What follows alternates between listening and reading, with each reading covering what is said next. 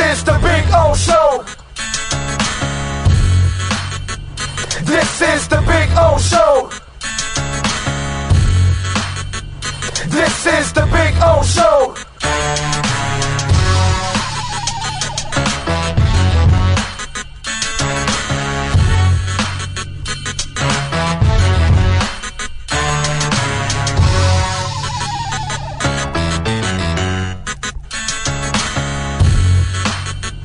This is the Big O Show.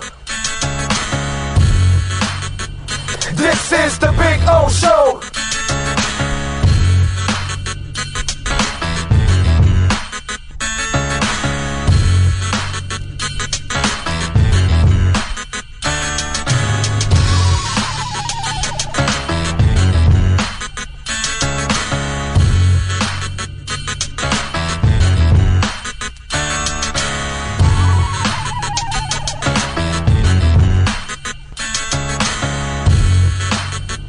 This is the Big O Show. This is the Big O Show. This is the Big O Show. Starting in August, longtime Miami Heat insider Ira Winderman joins the Big O Radio Show. Ira will give insight twice a week on your favorite NBA team. Heat fans get the information you crave from one of the best in the business. From weekly appearances to breaking news, join Ira Winderman exclusively on the Big O Show. Found on most platforms. If you're a Miami sports fan, then there's only one store to go to, and that's Caneswear at Miami Fanwear in Davie. They're your one-stop shop for all your inner Miami CF, Canes, Dolphins, Panthers, and Marlins merchandise. They have hats, t-shirts, game day jerseys, and so much more. Located at 2511 South University Drive in Davie, and open 24/7 online at caneswear.com or innermiamiwear.com. Call them at 954-835-5597. Caneswear, the spot where inner Miami and all Miami sports fans shop. There's no need to drive around South Florida wasting valuable time looking for a new or certified pre-owned Acura. Go to the #1 volume sales dealership in the Southeast United States. Craig Zinn's Acura of Pembroke Pines. Purchase with pace and space in a dealership tailored to your needs. From home buying to providing that personal touch. Contact the 2020 Satisfaction Award winner Craig Zinn's Acura of Pembroke Pines. 888-776-5123. That's 888-776-5123. Or visit them at 15601 Pines Boulevard in Pembroke Pines. The viewpoint statements or beliefs expressed on the following program by the host, guests, or callers are not necessarily the opinions of FantasyXS.com, Media Group Inc. ownership, management, sponsors, or website. When it comes to South Florida sports teams, very few in the media have witnessed, lived, and covered it like the Big O. Let's start the program dedicated to your favorite South Florida teams with a passion that's unmatched. The Big O Radio Show is on. Here's the Big O. And welcome aboard to a Thursday edition, July 15th here on the Big O Radio Show. Thank you all for joining us. Appreciate those of you downloading the show at any time that you're free, because we are an on-demand world, right? And we get home and it's Netflix and all kinds of good stuff. And I appreciate all of you that have us on demand whenever you're available to listen to the program. I appreciate you. And once again, the numbers, they continue to climb every single day. It is just absolutely amazing. I'm floored by it. So a Thursday here where we've got some issues to talk about today on the show. Obviously, that's the beauty of sports. It gives us all kinds of different storylines to talk about. And those of us, obviously, those of you listening and watching this program, downloading this program, that's because you're a hardcore sports fan. That's what we get here. These are the folks that really love sports. And that's why you listen or watch or download every single day. And I appreciate it immensely, man. Last night, we can already get into a little NBA talk, as the finals went on yesterday, and we have a tie now. Now we have a series tie, 2 games apiece. And I talked about this yesterday, that this was going to have to be a moment where Devin Booker explodes. And I was expecting Chris Paul also to play with a lot of determination because this is his last chance at getting an NBA title. I mean, I'm not sure if the Suns will be here next year. And now I got to tell you something, ladies and gentlemen. I was confident about the Suns in 6. I'm no longer confident about the Suns at this point in time. I don't know what we're going to get anymore now. You know, I thought we saw a young, confident team. I thought we saw the proper veteran leadership to get it done. But the way CP3 has played, what is it, like 15 turnovers in the last couple of games? Last night, CP3, you just can't, 10 points on 5 of 13 shooting, 0 of 2 from three-point range. He had 7 assists and 5 turnovers. Yeah, that's not the Hall of Famer that is dying to put an exclamation point on his career. Doesn't seem like it to me. And Booker, was awesome yesterday through about 3 quarters. In that fourth quarter, it kind of got a little flustered, and the calls and the fouls and all that stuff. And we'll get to the dirtiness that is the NBA refs down the line. But just yesterday, the Suns had the opportunity of a lifetime, and they ruined that opportunity of a lifetime by breathing life into the Milwaukee Bucks.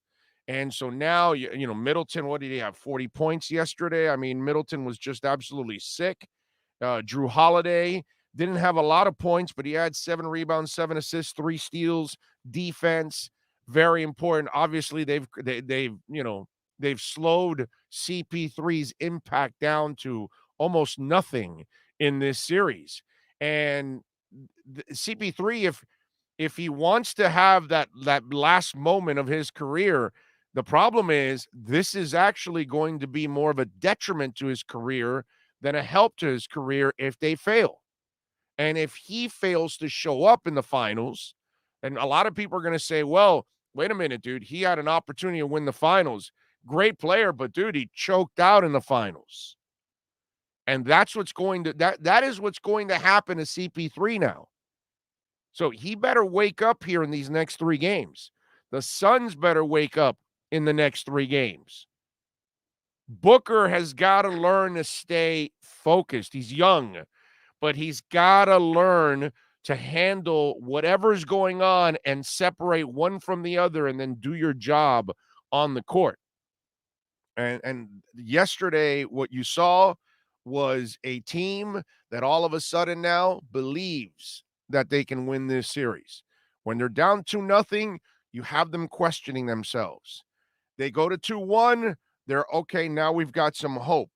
They go 2-2, we can win this bitch. That's what's going on now.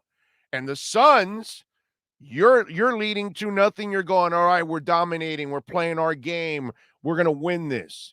2-1, all right, well, we still got it. We still got control. 2-2, oh, wow, now we're backed into a corner. Because now the pressure comes back onto the Suns now because they've got 2 of 3 at home. So they're more people are assuming, hey, well, you got to get it done. You've got 2 of 3, but now you've allowed the last 2 games and the series to get even. And you know what the cliche is, right? We don't have a series until somebody loses at home. And so far, nobody's lost at home. But the question is, what Suns team do you get back for game 5 now? Do you get the team that lacks confidence after these last 2 games? Or do you get the team that was ultra confident after the first 2 games? And that's the part I don't know. What I do know is you're going to get a hungry Bucks team. Now, it'll be up to the role players to kind of step it up on the road now, because everybody else will feel more comfortable in Phoenix playing in the Valley. But it very dangerous what Phoenix allowed Milwaukee to do last night. And that block by Giannis now becomes a signature moment that people are talking about. It's a replay that's over and over and over and over. And the momentum is right now with the Bucks. Now the doubt is in the Suns. And they're going to hear about that doubt, and then do they have it inside themselves is the question.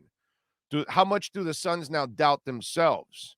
CP3, how much does he and I give CP3 a lot of credit. He took a ton of blame last night, and he should. Okay? He should take the blame for what happened last night because he sucked. He's the main reason why the Suns lost yesterday. You just can't have it. Monty Williams, the coach, was talking about how the turnovers killed them. 17 of them. They had 17 turnovers as a team. Do you know how much Milwaukee had? 5.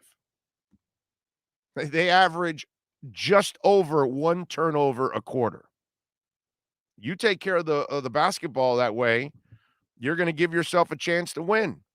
And they're able to play their game now. You're not stopping Giannis. Middleton is in a groove. You got Drew Holiday playing terrific defense and running the offense overall. And then you got the Connaughtons of the world and the Lopez of the world contributing here and there. It's a dangerous team right now. It's a dangerous team. They believe in themselves.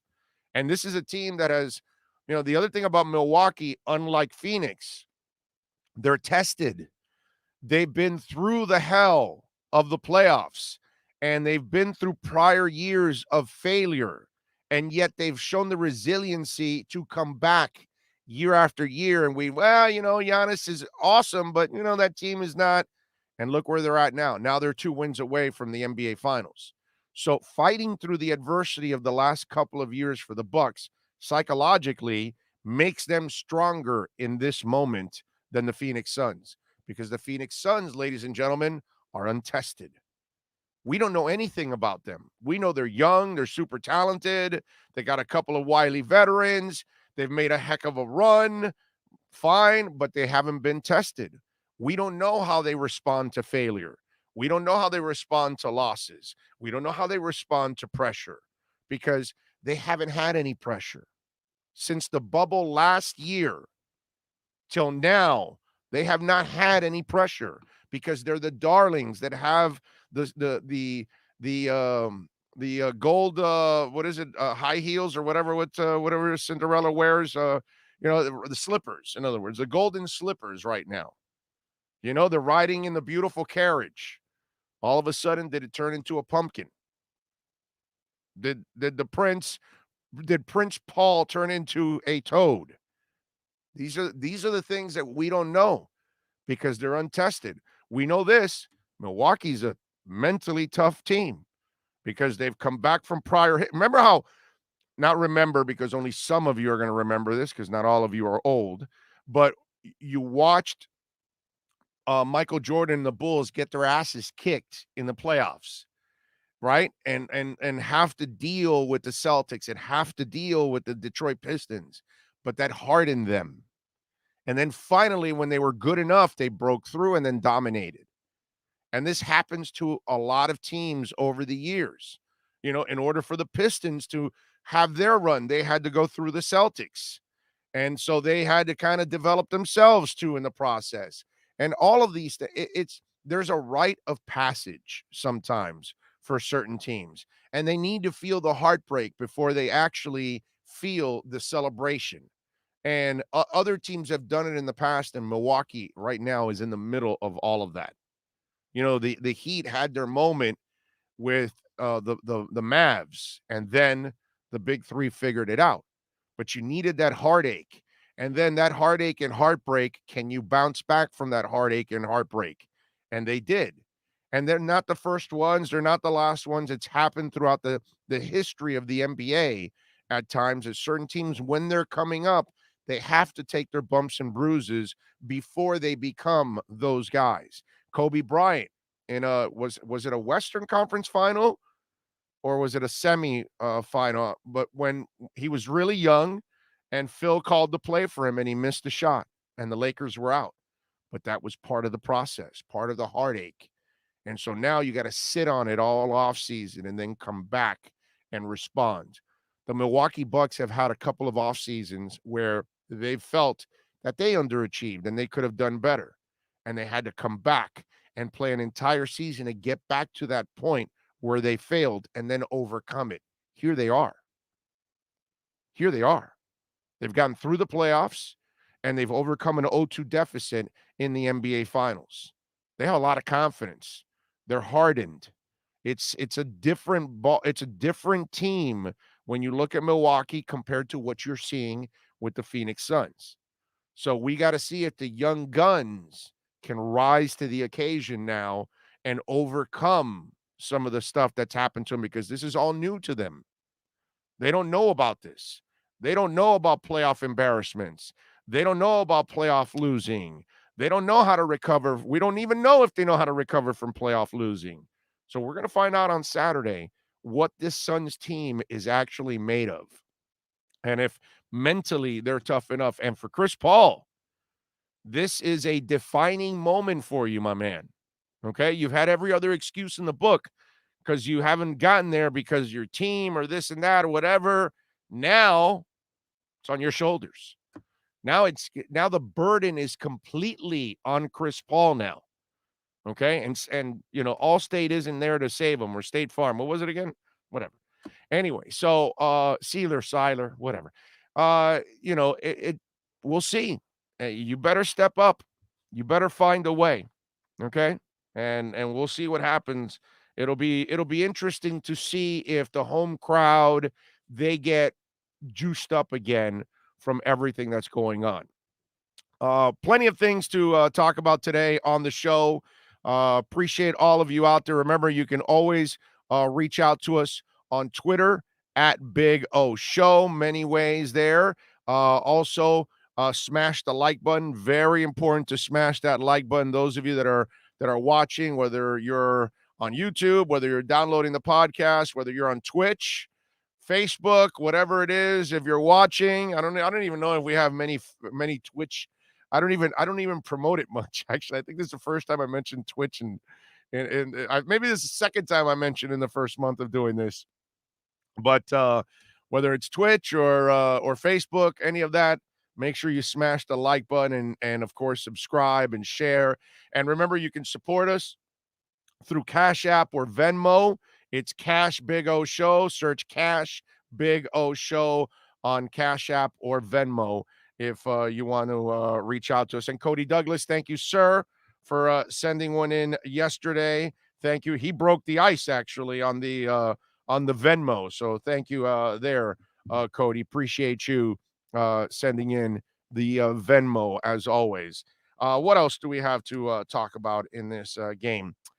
NBA refs. And listen, when we talk about NBA refs, they make me sick to my stomach. And they always have. Anybody that's followed me on Twitter, anybody that's listened to this show in whatever version we've had this show, from Onside to QAM to Sirius Radio to wherever I've done the show, and 640, you name it, I've always slammed NBA refs as the worst refs in the history of sports. It's not even close. Okay, I know some of you will tell me, well, international soccer is pretty bad, and some of you will tell me, well, you know, baseball, umpires. No, nothing's worse than the NBA. There's nothing more rigged than the NBA. That's why the McConaughey's, or whatever that guy was named, the guy that got caught gambling and trying to shave points and those kind of things. Donaghy, right? I think it was Donaghy was the name of the guy. Last night, Booker had 7 fouls or 8? I mean, he had 2 down the stretch that they didn't even bother to call. These things are so obvious that happens. And for years, you see a bad call on one end, and within the next 2 minutes, you'll have a makeup call on the other side. It's just, that's the one thing about this league that will always not just drive me crazy, but not trust it. Really, not trust it. There's always that doubt. And the NBA does it to itself all the time with its funky rules, with its refereeing, its decisions. Remember the Chris Paul trade that they reversed to the Lakers? Now, I mean, just all these kind of things that have gone on over the history of time that it just kind of leaves a sour taste in your mouth about this league, and not that you needed to make that call because that was going to change the face of the game. Obviously, it didn't because Milwaukee still ended up winning.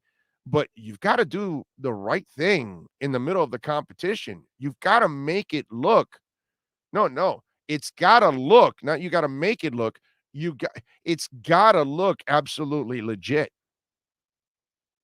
And when you don't make that call on Booker, it doesn't look legit because it looks like the league is saying, we'll hold off on that because we don't want to decide the game with a whistle. But the kid committed a stupid obvious foul because it also shows how young he is, that he's, still not thinking everything out like a veteran does, that you think even in the toughest of moments, you've got to make the smart and logical decision. Cops have to make it in very tough situations. Politicians have to make it because they affect the lives of many people. CEOs have to make it because it affects the life of the livelihood of their companies. We all have tough decisions that we have to make, and sometimes we have to make them in split decisions. We have no choice. That's part of our game. That's part of what goes on in life. And you've got to make those right decisions. He did not because he's young. As good as Devin Booker is, he's still young, man. And you can tell that he emotionally still gets tied up to a lot of this stuff. The jawing, that gets in his head. A call that was either bad or whatever gets in his head, and he worries too much about all that other stuff when he's got to work. Listen, you watch some of the great players. They might say something to the ref, this and that, but then they know what they have to do after that. You know what I mean? And it doesn't get them off their game. Booker obviously has got still a lot of growing up to do because he's young. We all see it. He's learning about all of this. Maybe this is what I was talking about earlier. Maybe the Suns need to lose to kind of learn the pain of losing. And then that maybe helps you the next time around. Sorry, Lisa. But I'm just saying he commits a foul at that moment that was obvious, and he thought he had to make that foul, which he shouldn't have. Should have just given up the basket. There's plenty of time left in the game. You could give up that basket. What you can't give up is a foul and get your ass out of the game. And I'm sure that at that moment, he forgot he had 5, and he probably forgot that he was going to get thrown out. But he thought he was doing the right play, which he wasn't. But if you're the NBA, you got to make that call, dude. You have to make that call, and you have to get him ejected. No one is – I don't care about the Suns fans that complain about it. That's just fans being fans. They're not objective more often than not. They can't be objective because emotionally they're so tied they can't separate the two. But the rest of the world knows that was an obvious foul. That was a purpose foul, okay? Because he did it on purpose, and you didn't call it. And these are the stains that this league has and has had for many, many, many, many decades now. Okay? Not years, decades. This is the kind of shit that's been going on forever in the NBA. And somehow or another, it never stops. And last night was just disgusting. And then he committed another foul after that. And they still didn't call it. And they left him in the game. It just... Remember Kevin Durant a few years back in the playoffs where he was out of bounds and was a pass or something? He saved the ball, or he didn't really save it because he was out of bounds. And he was clearly out of bounds, and they didn't call it. These are things that, and it happens we could come up with 100 examples over the years with NBA refs. And this is the stain that they constantly have on them. And yesterday was just another chapter to the dirty NBA. And as much as I love watching it, there's always that. I don't feel that about baseball. Yeah, umpires are confrontational and sometimes they're assholes, but I don't feel like they're trying to rig it. NFL, I don't either. They might be stupid, incompetent. They might get the coin toss wrong, or the Vinny Testaverde non-touchdown touchdown. I could come up with mistakes that they make, but it's not something that you could tell. But with the NBA, it just smells rigged, bro. It smells like you're trying, like you have a little wrestling in you, like you're scripting some of this. Like there's a message that the referees have prior to the game or whatever. And it's always been like that. And this is the only sport that I feel that goes on. And whether it's true or not, who cares? That's the perception that's out there with the NBA. They can try to defend it. They can talk all the shit they want. Nobody's going to believe you. Nobody. Everybody that sees the NBA, it's like the late great Mad Dog would say, I put it to my nosy and it don't smell so rosy. That's NBA refereeing to a T, bro. And again, I look at it as mistakes with other leagues and incompetence, but with the NBA, it almost feels like there's an agenda. And that's what reared its ugly head again last night. Let me do a little roll call here as we see plenty of people on the board. Remember, please smash the hell out of the like button. Those of you that are watching, I appreciate it immensely. GP Trap Hewitt was in. Well, he was in at 8:45 in the morning. He checked in. That's awesome, GP Trap. Thank you, my brother. And he reminds everybody, as always, to smash it and the like button too. Steve Chapman in to Extreme. Ricky Perez, NorCal says, pack it up, pack it in. Let me begin. All right, Raging Dolphin Maniac, Steven Gonzalez. What's going on with the X situation? I will address that in a minute. Ray says, howdy, Big O. Everybody, happy Friday Eve. And are we getting closer and closer to some Dolphin football? I'm with you. And we'll talk about some Dolphin issues very soon here. Omar Lopez says, what's up, everybody? Nico Jones is in. Herman Cueva. Let's see. Chris Ike says, good morning, Big O. The man that is demigod of Florida Pro Sports Teams podcast. Oh, thank you. That's very kind. Not true, but very kind. Thank you. Jose Calderon, morning. Cuba Libre would be nice. To Extreme, last night was a great game. It was a great game to watch from tip-off to finish. Matthew Walker, Dolphin fan since 87, says, Big O, I can smell football season from afar. I'm with you, Dolphin. I'm with you, man. I cannot wait. Troy Ortiz in. John Rouse in the house. Dougie Fresh. To Extreme says, with the loss, Phoenix just allowed a sleeping giant to wake up and have confidence. This will be a great finals. CP3 is exceptional until some want the crown but cannot carry it. Yeah, well, that's what it's going to look like for him if he continues to fail. It's going to look like, well, dude, you had your shot finally to put it, and you choked like a dog. Dealing with adversity is how teams become battle hardened. Yep, exactly. Dolphins, remember back in the 70s, they lost their first Super Bowl, and then they had to come back to win the next two. So it happens often with teams. As Chris says, you have to go through the fire to become steel. There you go. Writer F. Scott Fitzgerald wrote, if you show me a hero, I will write you a tragedy. You have to go through it, not around it. That's how winning is done. You're right.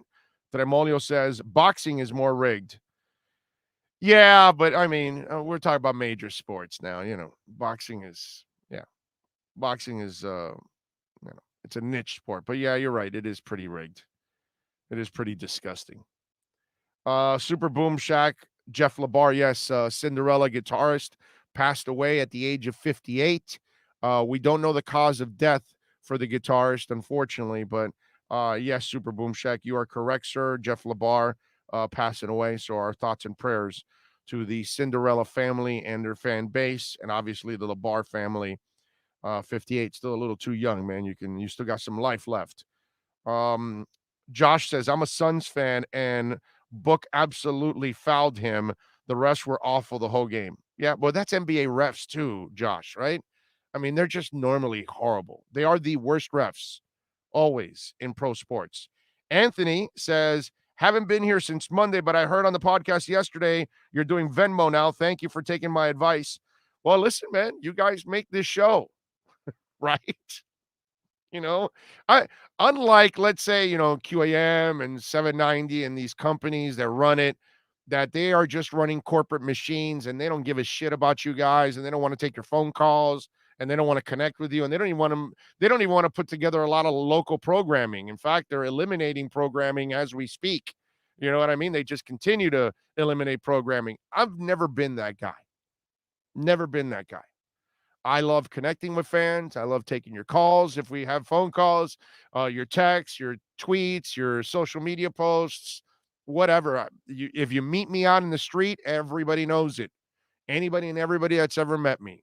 I am not the guy that, I don't mind hanging out with our listeners because a lot of the listeners have become my friends too in the process. Several of them have my number and they can call me anytime. You know what I mean? Because that's who I am. That's who I've always been. Because there's no way you survive in this business if people don't care about you, if people don't connect with you. You know what I mean? So I listen to you guys. I mean, you're the ones that download the show every day. Some of you watch every day. Some of you watch occasionally. Some of you download occasionally. Some of you are visiting our sponsors. Some of you are donating, to the show. So you make suggestions. You dress up the studio. I mean, it's the only way to do things. At least for me, that's the only way I've always been. So I take your suggestions if they make sense. Why not? Am I perfect? Hell no, dude. I'm gonna make 4,000 mistakes. So thank you for the Venmo. Thank you for the Cash App. Just different ways to support us, man. And I thank you all for that, man. Thank you very much. Play Action 7 is in. Rosendo says, good morning, Big O. Happy Thursday. May God bless you spiritually, physically, emotionally, and financially today and always. Thank you, Rosendo. I appreciate that. And obviously the same for all of you out there. I love all of you out there for supporting us. Premier Reviewer says, what's up, Big O? I emailed you the microphone list last night. I got it. I'm looking it over so I can try to make a decision and get Omar on track for the football season and get him to sound good. Jay says, good morning. NBA refs are getting worse. Yeah, they're just terrible, Jay. Orlando, will you ever do Sirius again? Maybe I'm open now to it. You know what I mean? So maybe. I don't know if they're doing a lot right now because they're limited and they're kind of keeping it to all the full-time people. But I can see down the line maybe me doing something at Sirius again. I would be open to that. Now I have the time for it. Before with Onside and the podcast and my throat, there was no way I could squeeze that in. But now I may do it again. You never know. Herman says, can you imagine Greer on the phone right now trying to pull a Tunsil type trade? That would be awesome. Anthony says, I'm from Kansas City and listened to you on 560 via the app. And after you left, all they had was Dono. Loved Onside, but super happy you're still around. Thank you. I love what we were doing at Onside, man. I thought we could really make it happen. But, it's got to be a team effort, unfortunately. 560 is truly a dumpster fire of national media and political correctness. I mean, it's just, it is what it is. They got a couple of, good people still left, but, they get no support. And they're just keeping it afloat, dude. Eventually, that company's going to be filing for bankruptcy by the end of this year or the beginning of next year. They're just an absolute mess. Let's see. Daniel says, checking in from the 509. What is 509, Daniel? I don't know all the area codes. Tell me what 509 is. And Francisco Rivero is also checking in on the chat board. And I thank all of you out there. Remember, smash the hell out of that like button, man. We need it. Okay. Love the show. Oh, moved all around the world. U.S. Air Force. You keep me connected to Miami sports. It's very nice of you. I always trip out. I got to say, I still trip out on the fact that we connect with people all over the world. People are listening to us from Malaysia and Portugal and Mexico and Canada. And I always trip out on that we've got people all over the world watching, not just in the United States, we got people in Chicago, Wisconsin, Atlanta, New York, California, all over the place, Texas. But I always trip out with the people internationally that are always tuning in. And I would imagine that South Florida sports fans that have been shipped out, in the military, and they're in different bases around the world. We also get a lot of that too, because it has to be part of the reason why we have so many listeners all around the world. It is a trip, man. Jay says people don't care how much you know until they know how much you care. Teddy Roosevelt. Very nice. That's very true. Very true. Daniel says, 509 is Spokane. So see, Washington. We got people in Washington listening to us. It's awesome. Thank you, Danielle. Appreciate you, man. 42 likes in a half hour of the show. You the best. Appreciate it. Thank you all out there. Thank you. Just let's keep it going, man. Let's get that bitch into triple digits every day. That's what we need. We need to spread the word. That is so freaking important, to spread the word. All right. So I'll get into a little bit more of the NBA as the show goes on. But I want to talk a little X, because now we got some stuff going on now. And Mike Silver from the NFL Network reported yesterday. He says there's a lot of chatter concerning Finn's CB Xavier Howard.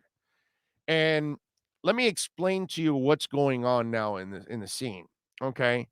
And David Cantor is an excellent agent. And he picked up Xavier Howard after Xavier fired his former agent. Now, who knows? Maybe X sat down with his former agent and said, hey, man, I need more money. And then the agent was like, hey, this is going to be tough because, you're only a year into the deal, and to get it reworked or whatever. And maybe the agent kind of tried, but he knew it was going to be kind of a dead end. And then X probably got pissed off, got rid of the guy, and said, I'm going to find somebody that will stir it up and get it done. And so David Cantor is going to have to do his job, because he took on the client and he knows what the client's agenda is. Okay? This is all driven by the player. The agent's just going to do his job, and he's going to try to stir it up. So the agent's going to work reporters, national reporters, that call him and ask him. And I'm not saying exactly this is what's going on, but I'm going to tell you that I think this is some of the stuff that goes on behind the scenes. And so the agent's going to stir stuff up, because in the end, we all know it kind of makes sense. If you're the Dolphins, you're not reworking this deal. It just makes zero sense to rework a deal on a guy that's had several knee surgeries, and he's had a domestic violence issue, okay? Was also tied to another issue this past offseason. Even though he had nothing to do with it, I still put you in the category of who are you associating yourself with? And so I have to worry about that. And so now you're also threatening a holdout because you want a new deal, right? So I'm just getting headaches here in the process. And I didn't have you my first year if I'm Flo. And yet the team got better. And they figured out a way to win 5 games down the stretch and knock out the Patriots without you, X. You get my drift? So I understand that he's a phenomenal player. But if you're a confident front office that you can go find more players, then go do it. Because if Austin Jackson works out, that's why you traded Laramie Tunsil for a boatload of picks. And that Tunsil trade continues to give you picks, because they still have another one part of that draft, part of that trade next year. So the life of that trade it's been amazing. But that's what great front offices do. You've gotten so many players for Laramie Tunsil, not just Austin Jackson, that you've helped build up your team. So if X, who's a phenomenal player, but has baggage, and you get to a point where what's the next thing then? So after this holdout and complaining for this money, What's next with X? What's the next thing that he's going to complain about? What's the next problem that they're going to face? Right? Because if it's not a knee surgery, it's domestic issue. If it's not a domestic issue, it's now a holdout or a complaint about money in the contract. It gets to a point where you've got to shit or get off the pot, in other words. And I think if you're the Dolphins, you hear Mike Silver talking about, well, there's chatter and everybody needs a corner pretty much. There's only a couple teams in the league that are happy with their corners. The question is, how many of them are close enough to being a contender that they say we need that guy and that'll get us over the top? The Rams did that with Jalen Ramsey and a couple of others. They're all in with the moves they made, and they tied themselves to some salaries. This run has to work for the Rams, or they're going to be in cap hell for the next couple of years. So you got to find the team kind of like the Rams, and they've got to feel like, okay, well, with X, we're going to go over the top. Now, remember, if you're the team that's acquiring him and you give him a little extra money, that doesn't make you look bad because you're acquiring one of the top corners in the NFL and you've got to, give them a little bit of a bonus. That's all right. But if you're the Dolphins and you signed him to the top deal in the NFL a year ago or 2 years ago, and now you're a year into it and now he's fallen to number 6 in the NFL, that's just normal. So you just can't go rework a deal just because you feel like you need to rework the deal. I'm sorry, the market changed. The market went in another direction. If you can survive this contract, then, 2 years from now, maybe they give you an extension. But if you don't want to wait that long and you need your money now, then here's the other thing you got to wonder, okay? You're only in this world for one go around. And you need to make the most of this go around. I'm wondering also, how much does X have confidence in that knee? How much does he feel that knee is going to last? Or does he feel like the knee isn't going to last? And that's why he wants to get as much money as possible. Because in the end, what's left is not going to be guaranteed. And so if you have another injury, they're going to part ways with you. Because once they get to like year 3 of that deal, parting ways, the cap hit is not nearly as bad anymore. Right now it would be, but they're not going to do it now. They don't need to. He can play. So, there's all kinds of selfish ways of looking at this. And the Dolphins have to be selfish about doing what's best for the franchise. And X could be doing what's best for him. But what's best for him may really not be what's best for the team.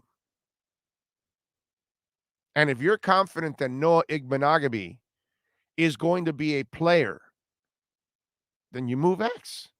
And you move him for a couple of picks, and you continue this rebuild process, and you continue to have more of the fishnet approach to getting as many draft picks in there as possible. That way you can have players on the cheap as long as possible so you don't have to pay them. This is why I keep telling you that they can pay Gesicki. Because if the Hunter Long kid is a hit, you don't have to pay him for 4 years. So 3 years from now, you can cut Gesicki off of his new deal and then keep Hunter, give him a new deal, and draft another kid. The Laramie Tunsil move. Why would you want to give your left tackle all that money right now and take up all that cap space when you're still building your team and your quarterback? So why not get more draft picks, load the team up young so the team is growing with the first round pick with your quarterback, and you're not paying any of these guys. So you have more flexibility in the cap. And maybe that's what they were going to do anyways. They were going to pay Byron Jones, and they knew that they were going to draft Igbinoghene, and eventually they were going to have to move X because they didn't want to have to pay the 2 corners that much. Plus, X had issues, knee, domestic violence, and now bitching and complaining about money. There's a lot of dynamics to all of this. And then there's a lot of selling going on right now. Agent working national beat guys so they can put it out there and they can stir it up and try to force this thing along. A lot of people are thinking that this trade happens even before this season starts, which I didn't think that would be the case. I thought maybe next year before the draft is where they move X. Like you write them out for one more year, get another great year under the belt, raise the value up even more, get people, because maybe that's what's going to happen anyways, because in my eyes, you kind of have him play another year, but then again, maybe you're risking too. What about if he suffers an injury? That's the other thing that you take a chance on. But what I'm thinking is you have him another year, and then people are caught in the moment, and we're all prisoners of the moment at one time or another. But you're caught in the moment of back-to-back years of incredible play by him. No, that's the guy we need. But we got to give him money. All right, no problem. The cap's going to go up next year. We'll give him a little more money. We'll keep him happy. But that's a difference-making player. And maybe that's what you do. But there's a lot of stuff going on right now behind the scenes. You probably have the agent working some of the media. The media obviously throwing it out there. Dolphins are probably taking phone calls. I think Matt Verderame, reported that they've been getting offers since last season on X. And you listen, what's the history? That Chris Grier will trade, right? He'll trade anything. You give him the right price, bring it on. And I love that because, again, if you're confident in your drafting and development of players, then you can replace them. And if you can replace them with somebody that isn't going to give you issues, then you do it. And that's the other thing that you've got the baggage and the production, And while his production was amazing last year, he was out the year before, right? So let's not become prisoners of the moment either, right? Let's understand that, yeah, he can play, but there's some risk there. Will he make the right decisions off the field? Will he suffer more knee injuries and setbacks and more cartilage taken out of that knee? You can't have all those scopes and not pay a price. There's a price to be paid every time you go to the doctor. So when you see this X situation, there's a lot of layers to this situation. And there's a lot of people working behind the scenes, and the agent's got to do his job. He's got to be a pro and just say, okay, I've got to bust my ass to try to get this man a better deal. He's not here to make any of you happy. He's not there to make the Dolphins happy. He's not there to appease. He's there to take care of his client. And his client is dead set on getting more money. So this is a situation that I think the Dolphins are handling it the right way. They're trying to avoid a complete mess. They're trying to avoid a lot of confrontation. They're trying to be as diplomatic as possible so that way they can create an environment where they can move him. Okay? So now we'll see what ends up happening here. But as we get ready for training camp in a couple of weeks, this is definitely going to be an issue that we're going to talk a lot about. And we're going to find out what level does he take it to in a couple of weeks. Does he report to training camp? Is he a team player at that moment? Or is he a self-absorbed player who is just worried about what he wants? Because he got what he wanted, right? He got a big fat contract 2 years ago. I'm sorry if the contract has not aged the way you want it to age, but that's normal. That's what happens in the NFL. Contracts just don't stay relevant forever. Your contract gets outdated, your contract gets beaten. That's the way it goes. And I'm sure his last agent was trying to explain that to him. And it didn't work. And that's why he fired his ass. And so now whoever gets the job knows that the agenda is new deal no matter what. Get me a new deal. Or if not, David Canner will get fired also. And he'll get the next guy. Because that's what you're dealing with. So remember that. Remember that when you easily say, no, pay the man his money. No, dude. No. Because what's next then? That's the problem with X. What's next? If it was a person that had no track record, and this was the first time it was a Jason Taylor. And Jason's, hey, man, no, I've given everything to this franchise. I need my money. That's Jason Taylor. That's Zach Thomas. That's Pat Surtain. That's Sam Madison. These people don't give you any trouble off the field. They actually, all of them were healthy players too, pretty much. None of them had, serious knee injuries or anything like that. They might have had nicks and knacks and all that, but they didn't really have, so there was no baggage there. So there was complete confidence in, can you say you have complete confidence in X's knees? Can you say you have complete confidence in X's behavior off the field? Ask yourself all those questions. Ask yourself, can you also count on there won't be another issue next with X? Then, after you answer those questions, then say, you're Chris Grier, what do you do? Right? And that's where I think if you're the Dolphins, you have to make, unfortunately, a tough decision. By the way, the Patriots won all those titles, and they made a lot of tough decisions. They let go, they traded, they got rid of people when, whether it was Randy Moss catching 4 billion yards and then complaining about money. Oh, no, get the F out of here, bro. We'll continue to win and you won't win anything. And Randy Moss never won a title. Why? Because what's next? What's next? You're not going to run the route. You're not going to show up.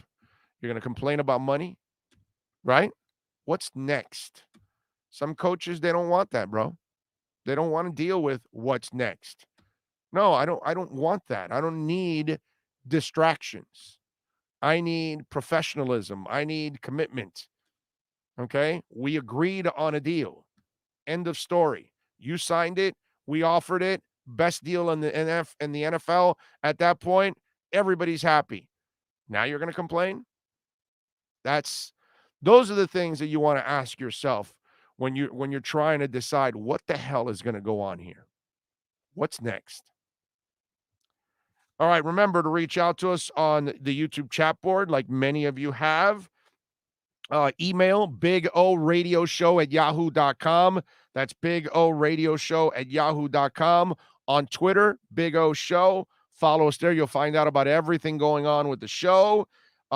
Cash App and Venmo, of course, is another great way to support us. Cash Big O Show. That's Cash Big O Show.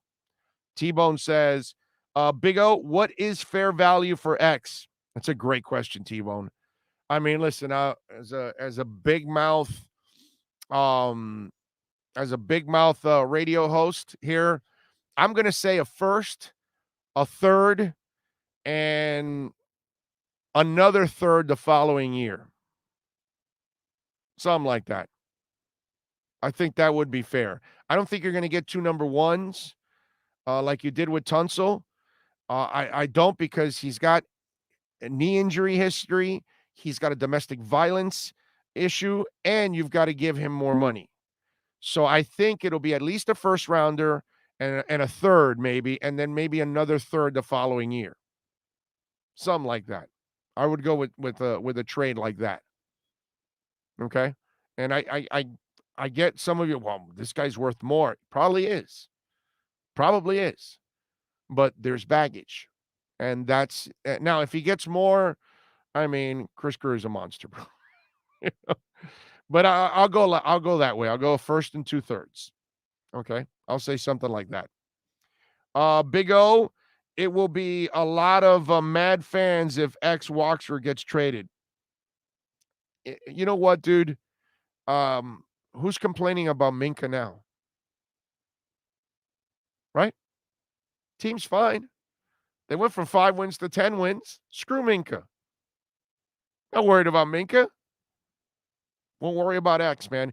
if you have the coach and the front office, you will overcome everything. Okay? That's all. If the people know how to draft and develop, you'll overcome it all. And you'll feel more confident as a fan base when you know that they can handle all those kind of situations. I mean, X wasn't around the 2 years ago. Did the team not get better without X? Without its best player, the defense got better the entire year. Again, I know he's a fantastic player, but I'm going to lean to the football people instead of the football player. Let's see. I'm with you, Big O. No new deals for X. I hate to say it, but might be time for a move. Keep up the great work. That's what Dennis says. Ragin says, one of the things that Finns used to do wrong was never push the value they had forward. Now they are and have resources for the future. Exactly. Don't get caught up in watching. Wait till Olivier Vernon and his contract runs out and then he walks right out the door. No, you trade him a year before just so you could get some compensation or whatever. Anything else that you can move. In the past, the guys just walked out the door. And yeah, I'm with you all the way now. Now they find a way to create value. You know? DJ Gallagher giving us a little love on the super chat. And he puts to El Barbaro, the best guy I've ever heard on the radio. That's too kind. Thank you, DJ. It's way too kind, but thank you. Thanks for never changing who you are. You represent us, the fans, and even better on Air Pro. That is too nice. Thank you, DJ. Flattering. Very flattering, my brother. Very flattering. Thank you. Let's see. X had a bad agent. How do you not add incentives to a contract? Pro Bowl, All Pro, Super Bowl, lead league in interceptions. Others do it. Tommy Hialeah, whatever, man. Whatever X had, but at that moment, Tommy, that was the number one contract for a cornerback. And people were freaking out about it. Even when they signed him, I don't know if you remember this, Tommy, but I know because I take the phone calls, I take the tweets and the texts and the emails. I remember people were like, isn't that a little too much money for X? That's a lot of money. That's a crazy contract Chris Grier is giving him. And look where we're at now, right? Remember Goran Dragic when they first gave him that deal? And everyone's like, wow, that's too much for him. And then we started seeing all the money coming in and all the other deals. And then Goran Dragic's deal was like, oh, it's normal. It's just market value. It is what it is at that point. It wasn't that bad after all. You know what I mean? But we made it out more than it was right at the beginning because you get sticker shock, as they say. You see the price. Whoa, that's a lot of money. And now people are like, well, no, they're not paying him enough. They got to pay him more and this and that. There were people complaining about X's deal when they gave it to him. Like, really? They're going to pay him like the best corner in the NFL? Because at that moment, you couldn't argue he was the best corner in the NFL. You can do that now. You can argue he's the best corner in the NFL. So it's just one of those things that, again, prisoner of the moment, to go back to the initial segment we had at the beginning of this hour when we were talking about NBA.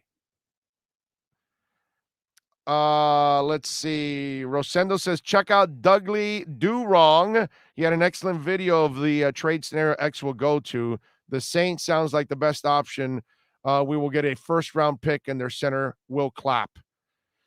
I don't know if, I'm not sure, but they have – here's the problem with that scenario there. Do you know that they have a corner that they have to pay that is, by the way, up for a contract right now? And if they don't, he has to go on the franchise tag.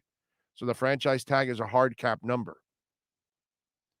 So if they don't sign Malcolm to a long-term deal to kind of ease it, there's no way they could take on the X contract. So I don't think it would work, actually. I would disagree with that because they would be in the same boat of having to pay the two corners. Now, the good thing is they're not paying Drew Brees a lot of money. I mean, they're not paying Drew Brees any money.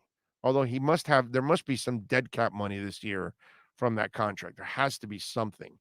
But at least Breeze's contract overall is not in the books. But to tie yourself down to both of those contracts, that would be tough. That would be very, very tough. Now, if they get rid of one corner to bring in the other, that's a different ballgame. If they trade the other one to then acquire this one, which would be kind of weird, then yeah, then I can see it. But I don't know if you're going to keep that, because I know that he is up for today's the deadline for several players to get their franchise tags. Let me read the story for you because I have it here. Here we go. Here we go. Allen Robinson, who doesn't look like he's going to get one. Chris Godwin from the Bucks also doesn't look like he's going to get one. Although I saw my guy Jeremy Fowler, and he's the one guy that he thought could have a chance at getting a deal. Cam Robinson, Brandon Scherf, Marcus May, Tyler Moton is also. So there are a bunch of players right now that are looking to get long-term contracts. And I know that the Saints, let me see here. Let me check for Drew, man. Let me check for Drew here on this one. Let me see where are we at here. Oh God, I hit the wrong one. All right, there we go. I got it right. All right, who we talk? Let me see here. I got to look up his contract. Lattimore. I think it is. But that's where they have an issue right now, and I don't know if they're going to be able to acquire both. Some people think the Eagles would want to make a move for the corner, but the problem is everybody's got the Eagles tied to Deshaun Watson, to X, to all that. I mean, it's just kind of crazy how they, we almost are, what's it called, unrealistic about how money is available in the NFL for some of these teams. And here's Marshawn Lattimore. Let me see his contract here because I'm pulling it up on Spotrac for you. Yeah, exactly. He's going into his final year this year, making $990,000. So they've got to give him a brand new deal, and so if he agrees to it, because they've picked up the 5th-year option, and if they agree to it, then it's going to be a monster freaking deal that they're going to give Lattimore. So if they got to give Lattimore a monster deal, I don't know if they're able to give X also. So that's where I would say maybe that doesn't happen. By the way, I will be on with Dudley. I think probably next week. We're going back and forth. So I know I'm going to be on his show sometime next week, talking a little Dolphins. So we'll have some fun. I'm going to get back to him on that, and we're going to make some kind of a day next week, and I'll be on Dudley's show, and we'll have a little fun talking some Dolphins. Let's see what else. Rosendo says, agree, Big O, but X has made our secondary one of the best in the NFL. I will not pull a trigger until Noah can play up to par to Flores' standards. You may not be able to find out, my brother, because unless he's holding out completely and then he's playing, for 5, 6, 7, 8 games in the regular season and playing really well, then you can do that. But that's not realistic. And if he reports while he's still bitching about his contract and maybe he makes it an issue with the media every other day or something, then it doesn't help Noah, because he's not going to be playing. If X is on the field, then X is going to be playing, so Noah will not be getting the playing time. So really, you're not going to be able to find out whether he can fully play the way you want and be in that comfort zone until you actually throw him out there. So it really depends on if X shows up or not. Once X shows up, Noah doesn't get the same kind of reps. If X doesn't show up, then Noah will get the reps. But again, we're not talking about training camp and preseason.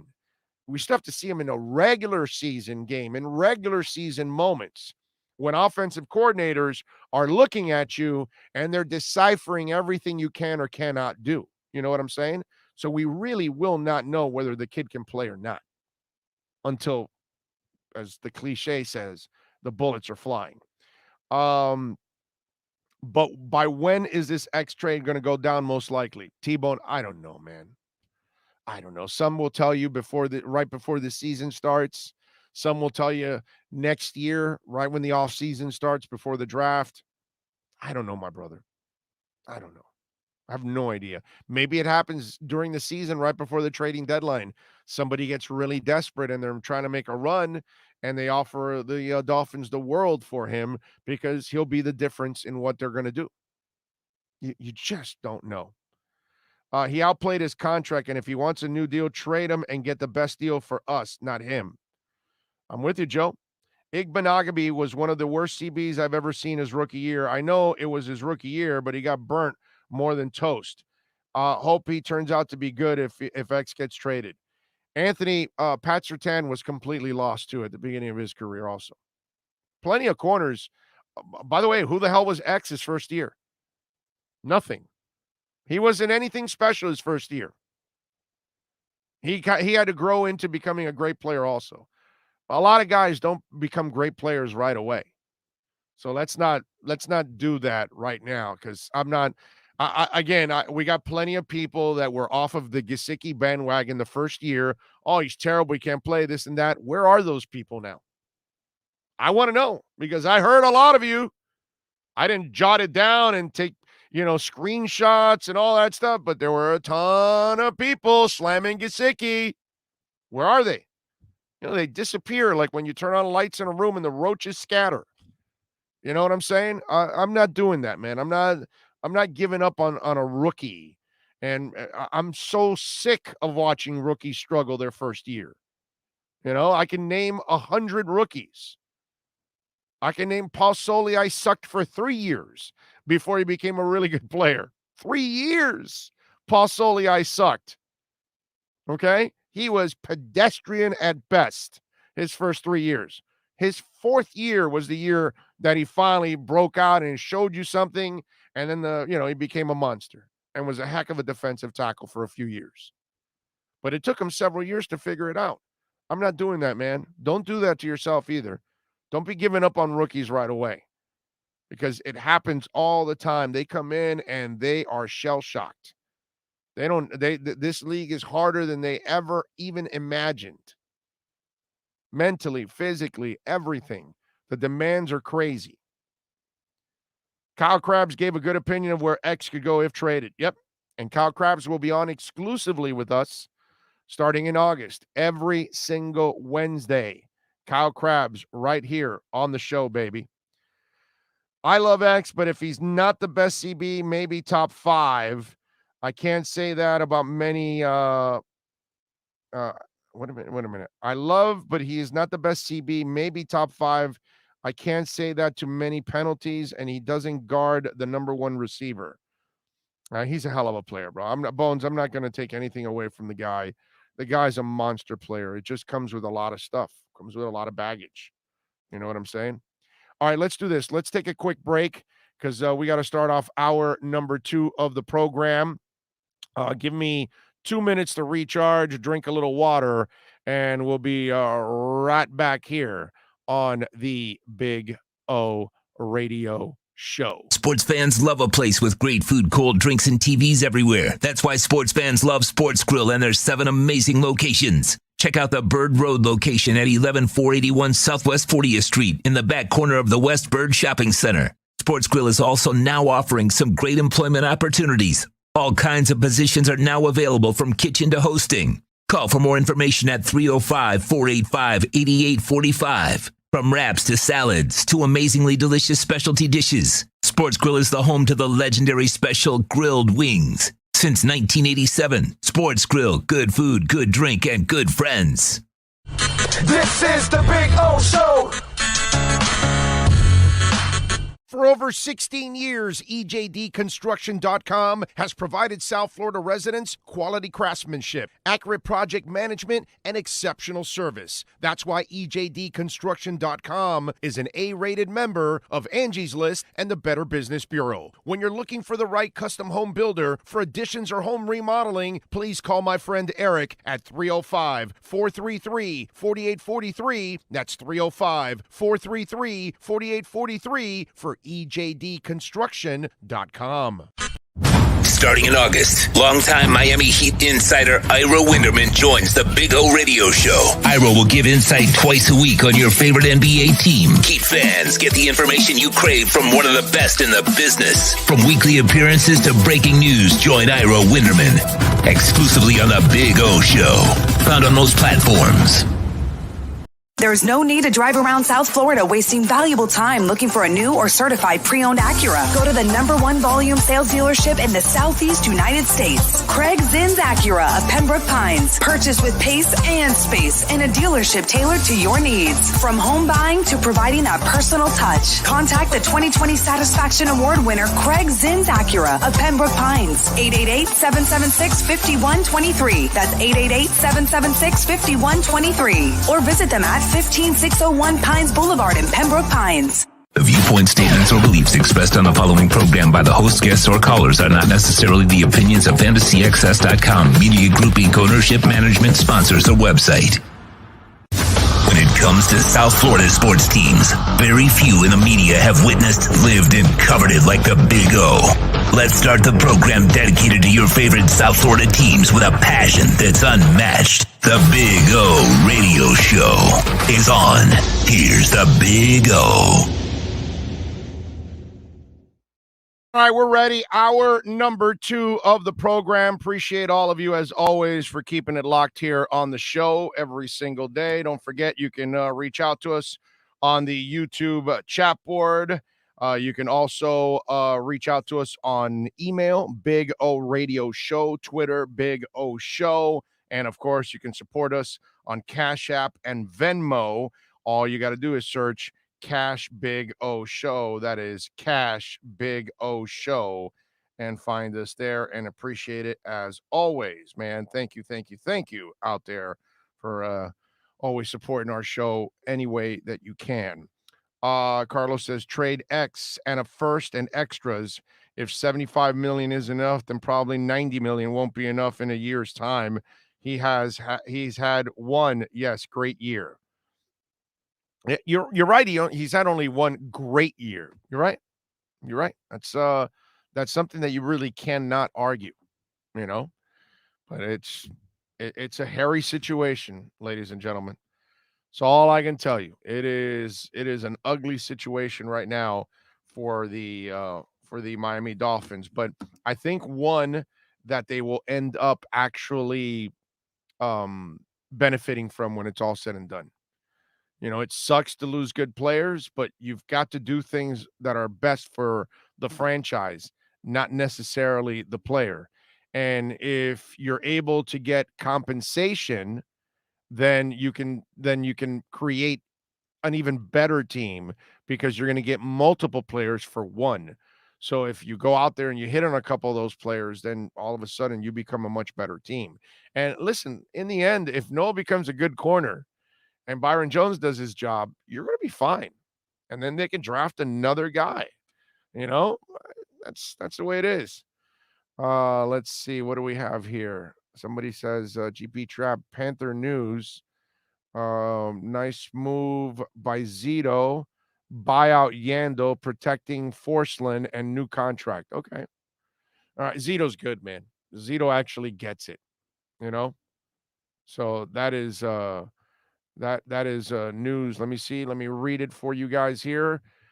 George Richards, Florida Hockey Now, says the Florida Panthers will buy out the final 2 years of Keith Yandel's contract on Thursday, officially parting ways with the popular defenseman. Yandel, 34, will become a free agent and sign with any other team when the market opens up in 2 weeks.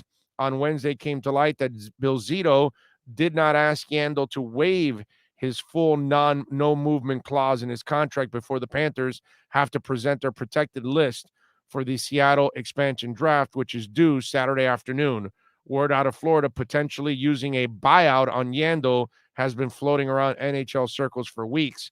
Thursday morning, Elliot Friedman, NHL insider, says although Yandle is one of the top point producers among defensemen in the league, his actual defensive play has faltered over the past couple of years. Yeah, he's not really a great defenseman, right? He can assist the hell out of the damn puck. I will say that. Florida, despite paying Yandle an average of $6.3 million per season, has been using him as a bottom pair defenseman for much of the season. Since joining the Panthers, Yandle's 30 goals and 231 points ranks him 8th in the NHL among defensemen. His 114 power play points ranks him 4th, while the Panthers kept Yandle in the lineup throughout the season, yada, yada, yada, yada. Okay, so we all know all that. Okay? So, good stuff. Again, Zito gets it.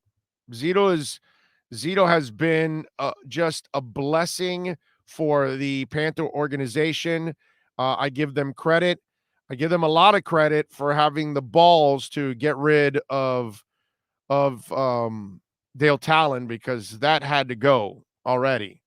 You know, he did a great job over in Chicago, but he had way more than enough time here, and he did absolutely nothing. You know, and because he made a couple picks at the top of the draft, which, come on, dude, if you're half decent at that job, you should be able to figure out who are the best players at the top of the draft.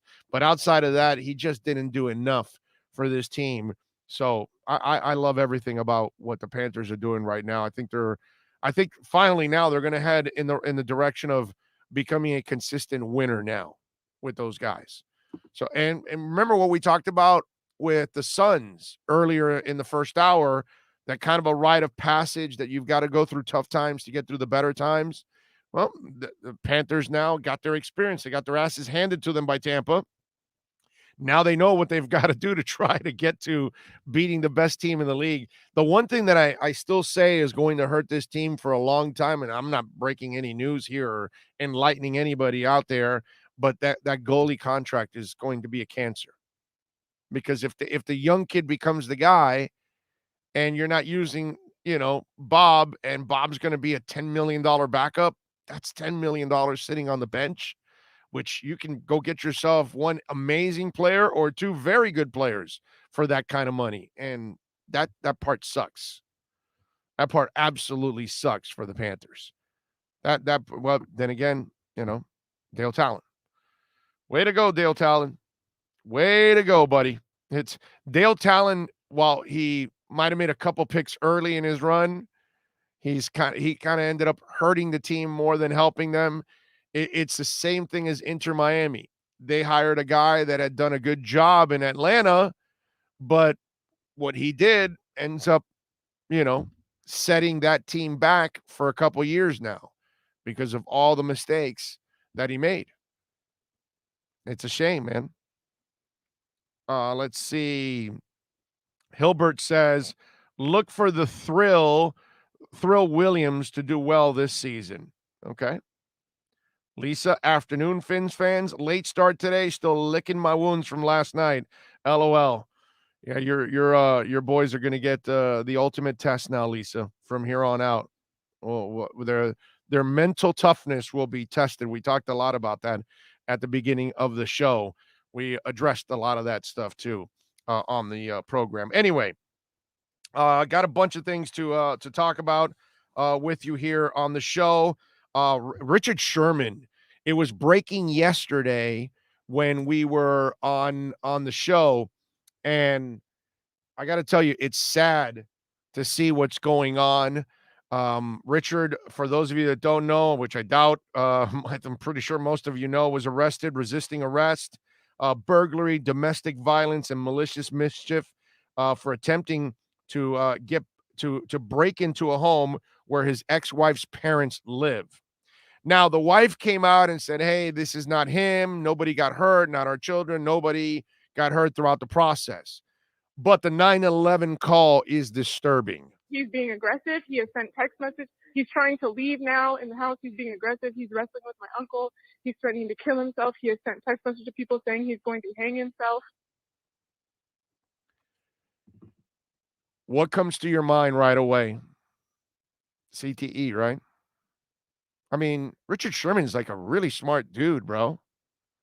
Richard Sherman is not your normal football player. Like, you know what? I hate to kind of stereotype it, but it's kind of like we have that sport labeled like a Neanderthal sport in a way, because it kind of takes a crazy human being to even play that damn sport because your body isn't made for it. But and we always freak out on the guys that are, really smart. They know how to carry themselves. They're pros, all that. The guys that sound like ogres and sound kind of dumb, and they're kind of just brutes, and they're just, power players and aggressive nature and violence and all that. Those kind of guys that you see that are just kind of, they're not Lyle Alzados and, guys like that you just know they're kind of they're as close to the animals as human beings. You know what I'm saying? There are just some of those guys that just, they're Neanderthals in a way, right? We have fans like that in football, right? We have some fans that are just absolute Neanderthals. They're not thinking about anything. They just, I'll rip his head off, those kind of people. And so when we run into the guys that are cerebral, when we run into the guys that are intelligent, when we run into the guys that are, wait a minute, that guy's studying to be a doctor, a lawyer, that guy's a political science major, this guy, we freak out, right? Because we don't necessarily associate a ton of general intelligence with football, right? It's just, that's the stereotype that comes with it. And this guy is one of those dudes, right? That you look at him and you go, okay, this guy's a normal human being. And Russell Wilson, and, you start looking at some of these guys around the league, and, they're not Neanderthals. They're smart people. They're good human beings. And that's always been what you got from Sherman. Sure, he was, he had the bravado on the field and all that, but that here he had it put together. Dude went to Stanford and everything, right? So you start seeing this 9/11, you hear this 9/11 call, and I'll play it for you again. He's being aggressive. He has sent text message. He's trying to leave now in the house. He's being aggressive. He's wrestling with my uncle. He's threatening to kill himself. He has sent text message to people saying he's going to hang himself. So some of you putting Matt Roth and Richie Incognito. I mean, you guys nailed it. And that's kind of what it is. Super Boom Shack says Richard Sherman is not the intelligent guy that he portrays. Yeah, he is, dude. You don't go to Stanford if you're not intelligent. You negotiate your own contracts. He's a smart dude, bro. He's a really smart dude. But you look now at what's going on, and this spells CTE right there. Right? I mean, that's the part that's disturbing about all of this, is that you see that the act, because he's never acted this way. You've never seen him have the violent issues. Richie Incognito has had violent issues throughout his entire career. So when he goes off, you're kind of used to it, But Richard Sherman, you would figure, would be a guy that would not be caught up in domestic violence issues and things. And listen, we don't really know all of these people, okay? We don't really know entertainers and actors and musicians, and we don't really know them all behind the scenes. But from what we've seen with Richard Sherman, doesn't look like the kind of guy that would act like that. That's why when it came across, remember yesterday, I was kind of floored by it. You know what I mean? It's like, holy crap. And then when you start seeing all this other stuff develop, right away, what comes to mind is obviously CTE.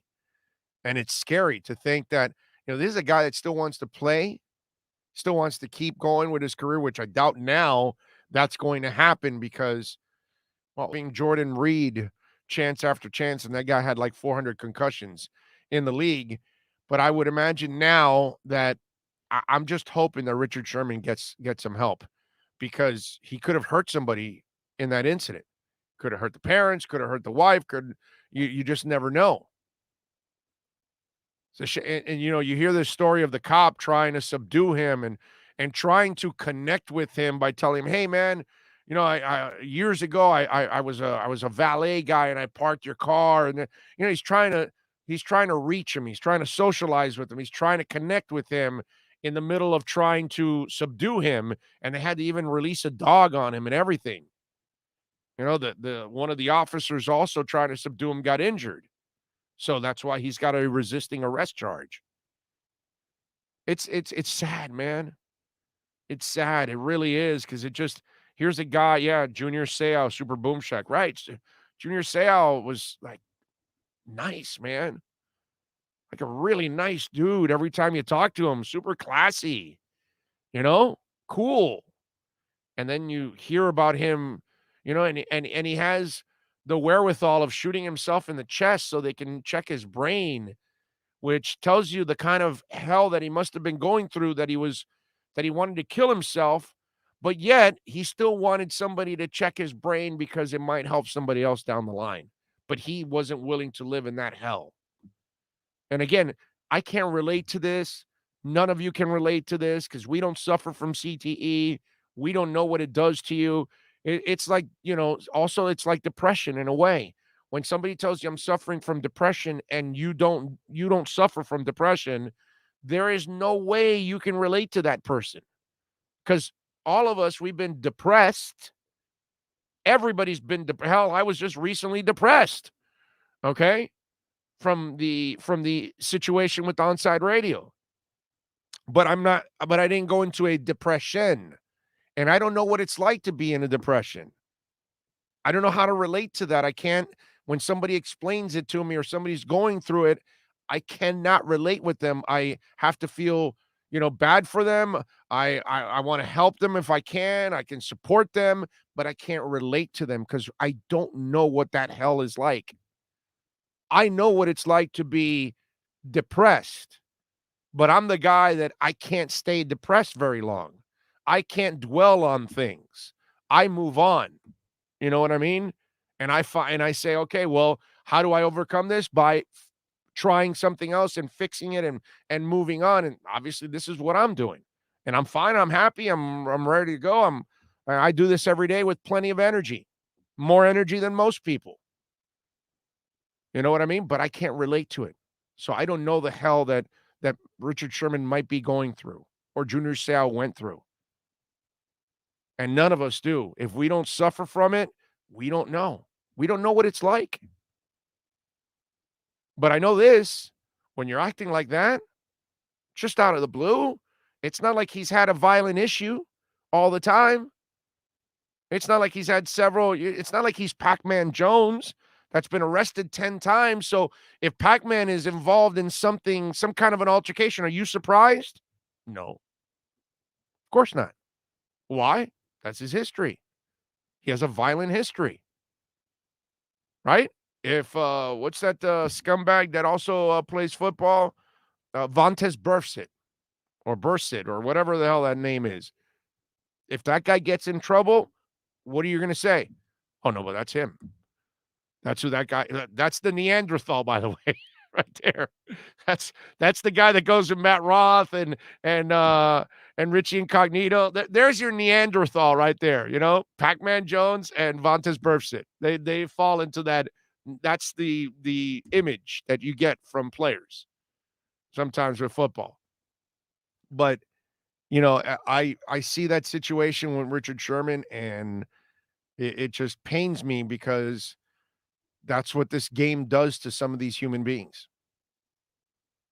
And this is one of the reasons why, as parents, you've got to be just absolutely terrified if your son walks up to you and says, I want to play football, because he can suffer those same injuries on a high school field. And I can't imagine what any of you out there, because I'm sure somebody's watching or somebody's going to be downloading that's a parent that has a child that's playing football and that child suffered a concussion. I can't imagine what would, I love my daughter to death, okay? And I would do anything for my daughter. So any kind of suffering she goes through would devastate me. So I can't imagine what it would be like. I don't know what it is because I don't have a son that plays high school football.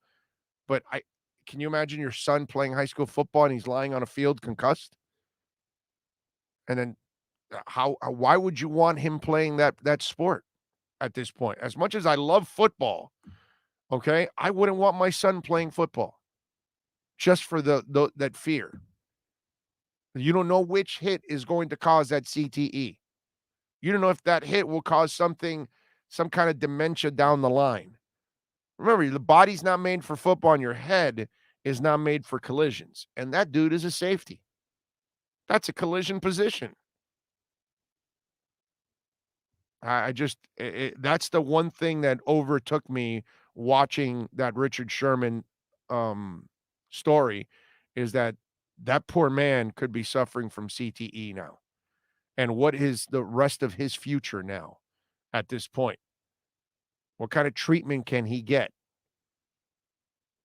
Because I haven't seen it where we solve the problem, right? These people that are suffering from CTE, what do we do for them? How do we get them out of that personal hell? So football, as much as I love it, it tears people up, and you kind of feel that that's what was going on with Richard Sherman. So my thoughts and prayers go to Sherman and his entire family and his wife, because I just can't imagine what they're going through right now. And she probably still loves him, but it's hard to, when you have to live, you also have to, when you love, you also want to protect. And she's a mother, and nobody protects their children more than mothers. Okay. I mean, naturally is what I'm saying. Okay. I'm not saying every mother out there does what they're supposed to do, but it's a second nature thing. And so she has to, as much as she loves her husband, she has to separate from him in order to protect herself and her kids. You cannot blame her. But again, then look at the personal hell that Sherman could be going through right now, because he is separated from his family, because he's not able to connect with the people that he loves. And that's the foundation that he needs just to survive every day. Because once there's no football, you and I don't give a shit about these people. We don't go searching for any of these players once they retire.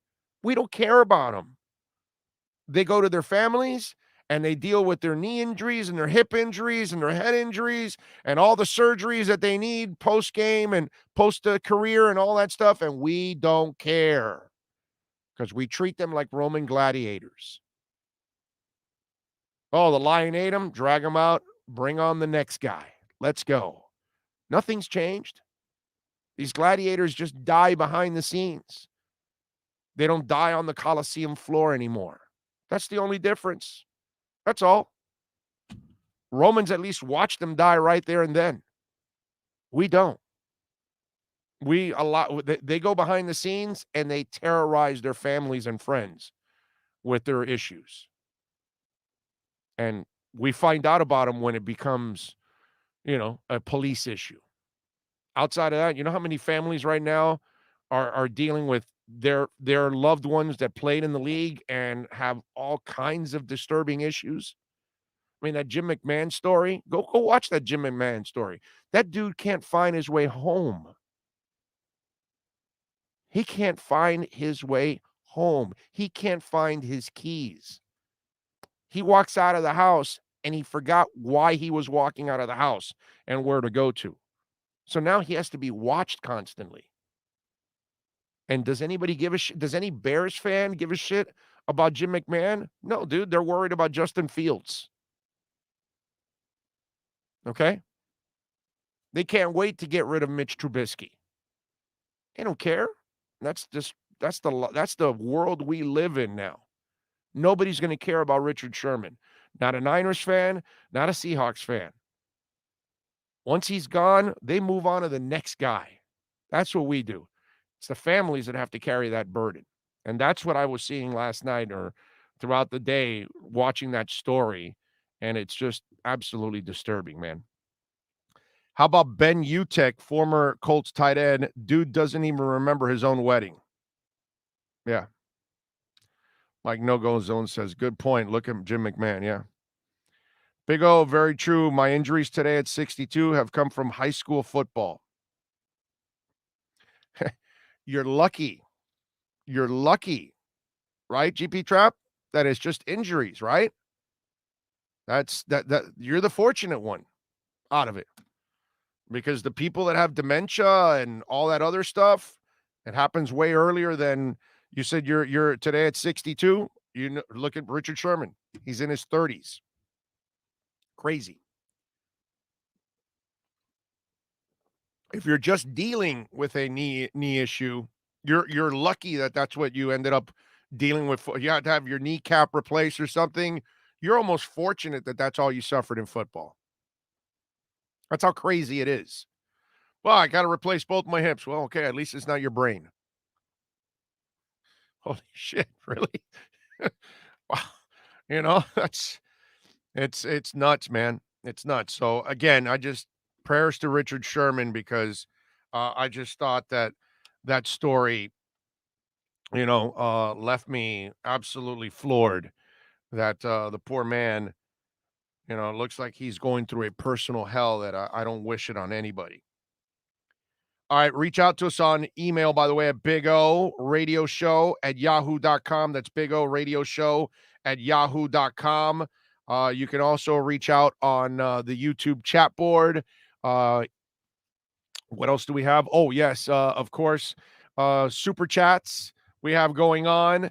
And you can always support us through Venmo and Cash App. Search for Cash Big O Show. That's Cash Big O Show. And send it in. All right. What else do we have going on? Oh, X-Man also put out an IG. I don't know if any of you out there saw it, but X put out an IG. And in the IG, he pretty much put a cryptic message. And this is the message he put. They won't realize how big a part you play until you're not there to play it no mo. Now, this only means one thing. This doesn't mean anything else. This is a message to the Dolphins. This is probably him already seeing writing on the wall. He must know, his agent, who's had conversations, I'm sure, with the Dolphins, he's got, and his agent has a ton of experience already with the Dolphins and several players with the Dolphins, past and present, all that stuff. So Canner knows exactly what's going on. So David must have already told him in a way, like, I don't think we're going to get that deal done here. And so now you start seeing these cryptic messages. And this is what I'm telling you, that then this becomes the distraction. But you cannot allow a player, any player, to dictate what goes on the team. And you can't allow them to shame you into trying to get a contract, because now X is playing with you. He's playing with your minds now. That's what he's doing. Now he's making you feel like a Dolphin fan because you love the team so much. You want the team to win so badly. So you want every player possible on the field so the Dolphins are at their best. But if X is telling you, I'm not going to be here no more, then all of a sudden you get a certain part of Dolphin Nation that loses confidence and says, oh, no, we can't be without X. If we are, our season is over. And that's kind of the drama that kind of fills that void right now that's going on. Because trust me, remember what I just told you about Jim McMahon, Earl Campbell, any of these players of the past that you don't give a shit about? Well, guess what? You didn't give a shit about X 2 years ago in the second half of the season when you knew he was already out and they were playing ball and they were balling and they were winning games with nothing on the field. And if he holds out and you're 5-6 games in, remember one of our listeners said, well, I'm not trading him until I find out if Noah can play. Well, if Noah can play 5-6 games in and X is not on the field and you're 4-1, you're like, yeah, trade his ass. Because all of a sudden the desperation is down. It's over. that lack of confidence is gone. Your confidence is now back up again because you're like, hey, no, dude, we got no, he can play. And he wants to be here. That kind of stuff. Minka's gone. Did they not win 10 games last year without Minkah? Yeah. So all of a sudden, all that desperation about losing Minkah and letting Minkah go to the Pittsburgh Steelers and this now, oh, it's the end of the world for us. Oh, how can they allow him to play? How can they allow him to leave? Oh, they let Laremy Tunsil go. Well, they won 10 games without him. If you can coach, if you can draft, if you can develop, you will overcome. I mean, the one position that is going to be hard to overcome, you know what it is? It's quarterback. That one's hard to overcome. But all the other ones, you can find the next left tackle and the next center and the next running back and the next receiver and the next corner and the next defensive end. You can find those guys. Quarterbacks, head coaches, general managers, those are harder to find. So don't allow the drama to kind of fill your head and thinking that this is the only way we can do things. That if we don't have X, it's over. Because that's not true. He's a hell of a player, but he's also replaceable.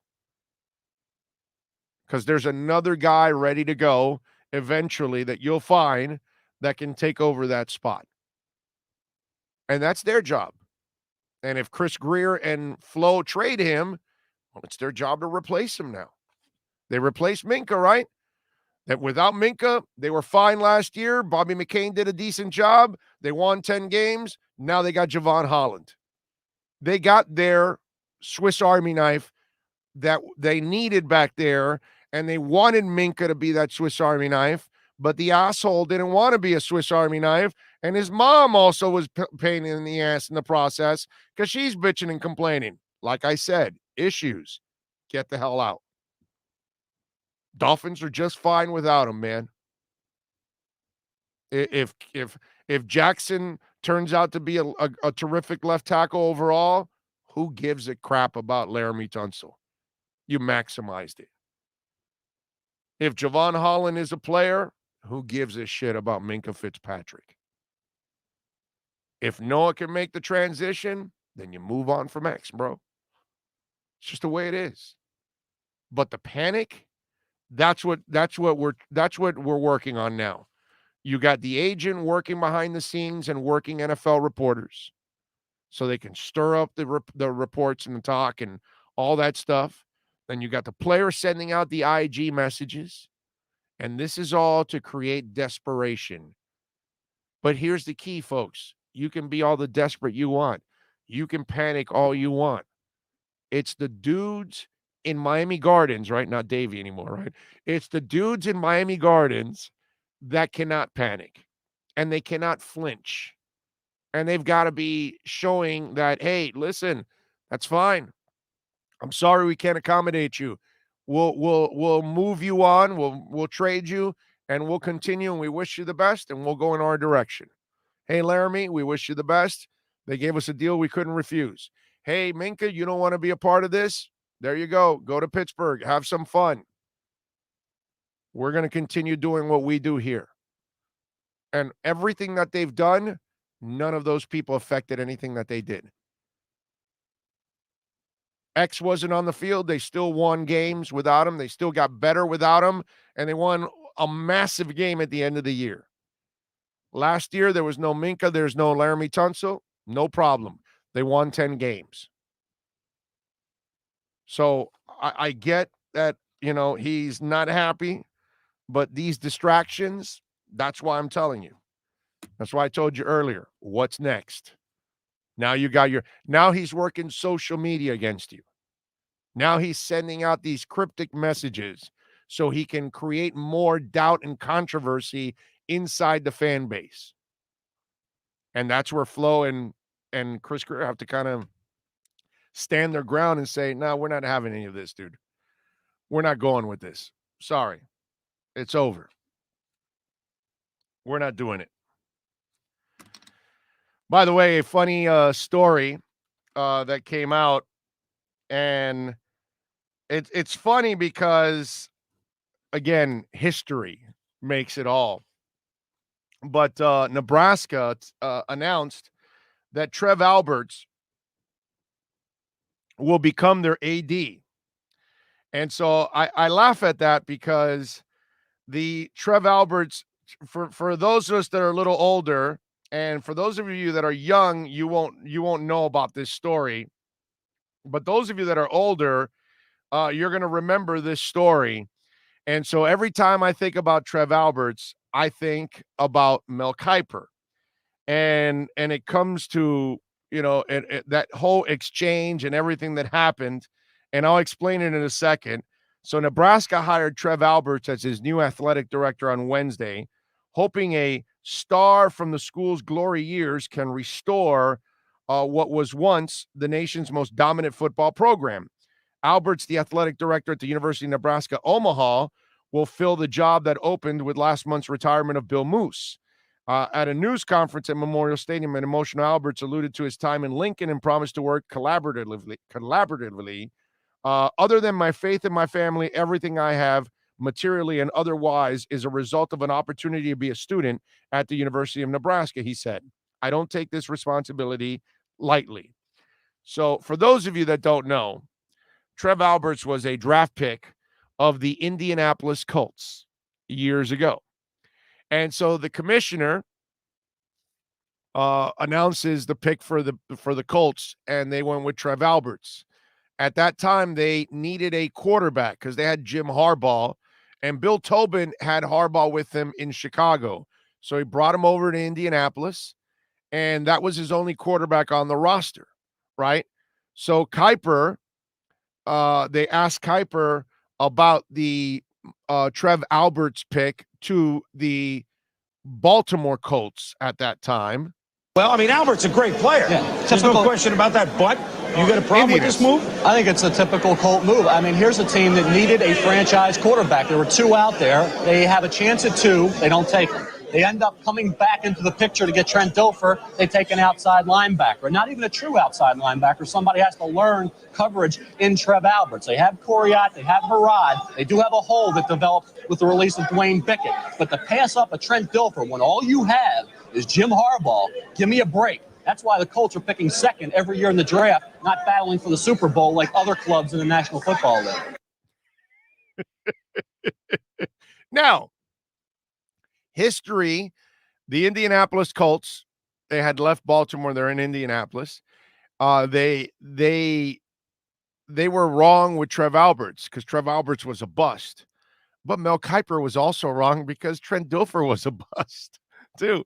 Trent Dilfer never lived up to the hype. He had a big guy, big arm, all that stuff, small school, and he had a lot of the hype, and he sucked.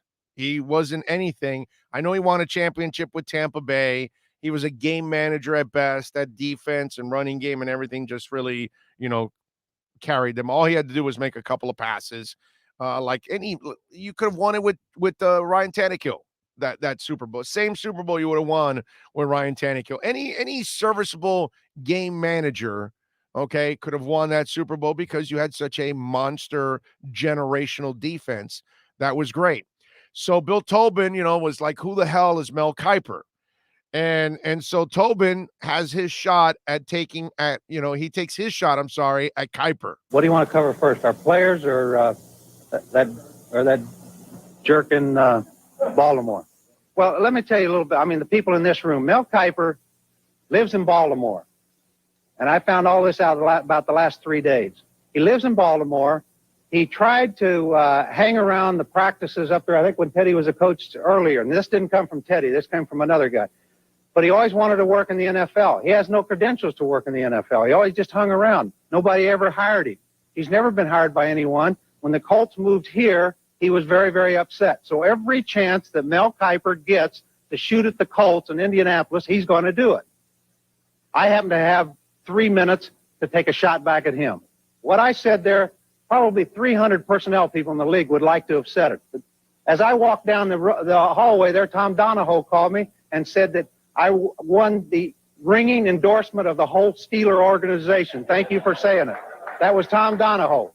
He reaches out to everyone. I got a sister in Burlington Junction, Missouri, that when we took William Perry back in 84 or 85, I talked to her 2 days later, and she said, "Why'd you take the fat kid?" And I said, "You just have to believe me. He was the best available." And he was the best available. But, I mean, Mel Kiper gets to your sister. He gets to your mother. He gets to everybody. I just read, somebody wrote the article about the receiver down here at Indiana. Came out 3 years ago. Was supposed to be in the 3rd or 4th round by Mel Kiper. He never was drafted. Wasn't even signed as a free agent. He hurt that kid. But there's others he's hurt. Listen to him trash people. This guy can't do this. This guy's dumb. This guy can't do that. And unfortunately, some of the college coaches out there think that Mel Kiper is part of the National Football League inner circle, and he isn't. So when I saw the Trev Alberts story, that's the first thing that came to my mind was that whole exchange between Kiper and Bill Tobin and all of that. And the funny part is both were wrong. Trev Alberts was a bust, and so was Trent Dilfer. He was a bust. I mean, neither one ended up really being a good pick.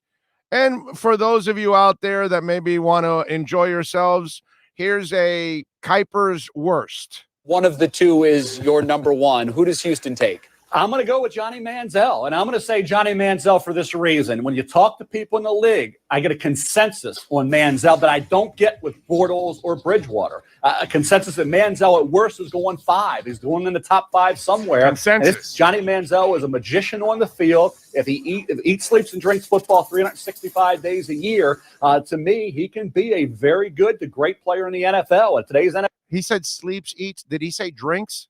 I'm sorry. NFL kind of suits his skill set very effectively and very well. All of us, guilty. Made a lot of fun about the Seattle Seahawks. Sherman, the former wide receiver turned corner, just an average 5th-round pick. Mel, to the quarterbacks now. Blaine Gabbert, number 8.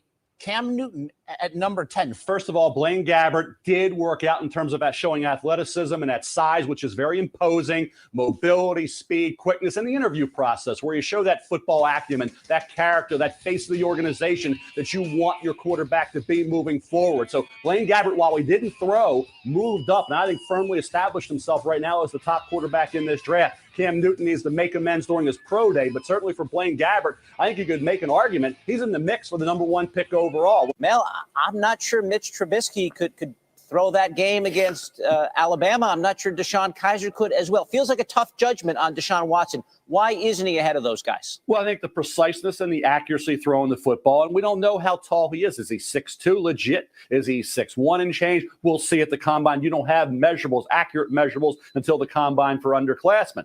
So right now I have a 2nd-round grade on Deshaun Watson. There you go. 2nd-round grade. Blaine Gabbert's the man. So is Trent Dilfer. So is Johnny Manziel. Sleeps, eats football. Right? It's the guy that was drinking, and then maybe he played a little football on the side. Oh, that was so awesome. That was so awesome. So yeah, that all came to my mind as Trev Alberts, and I read that he got hired as the AD of Nebraska, and it is amazing. I mean, listen, it's not just Nebraska, right? Tennessee used to be a power. They can't find their way back. University of Miami can't find their way back. Florida State has lost its way. We have several powers in football. Texas has been gone for a long time. You know, it's interesting. USC, I mean, they're irrelevant. They've been irrelevant forever now. There's a lot of these big time programs, man. And Nebraska is one of them.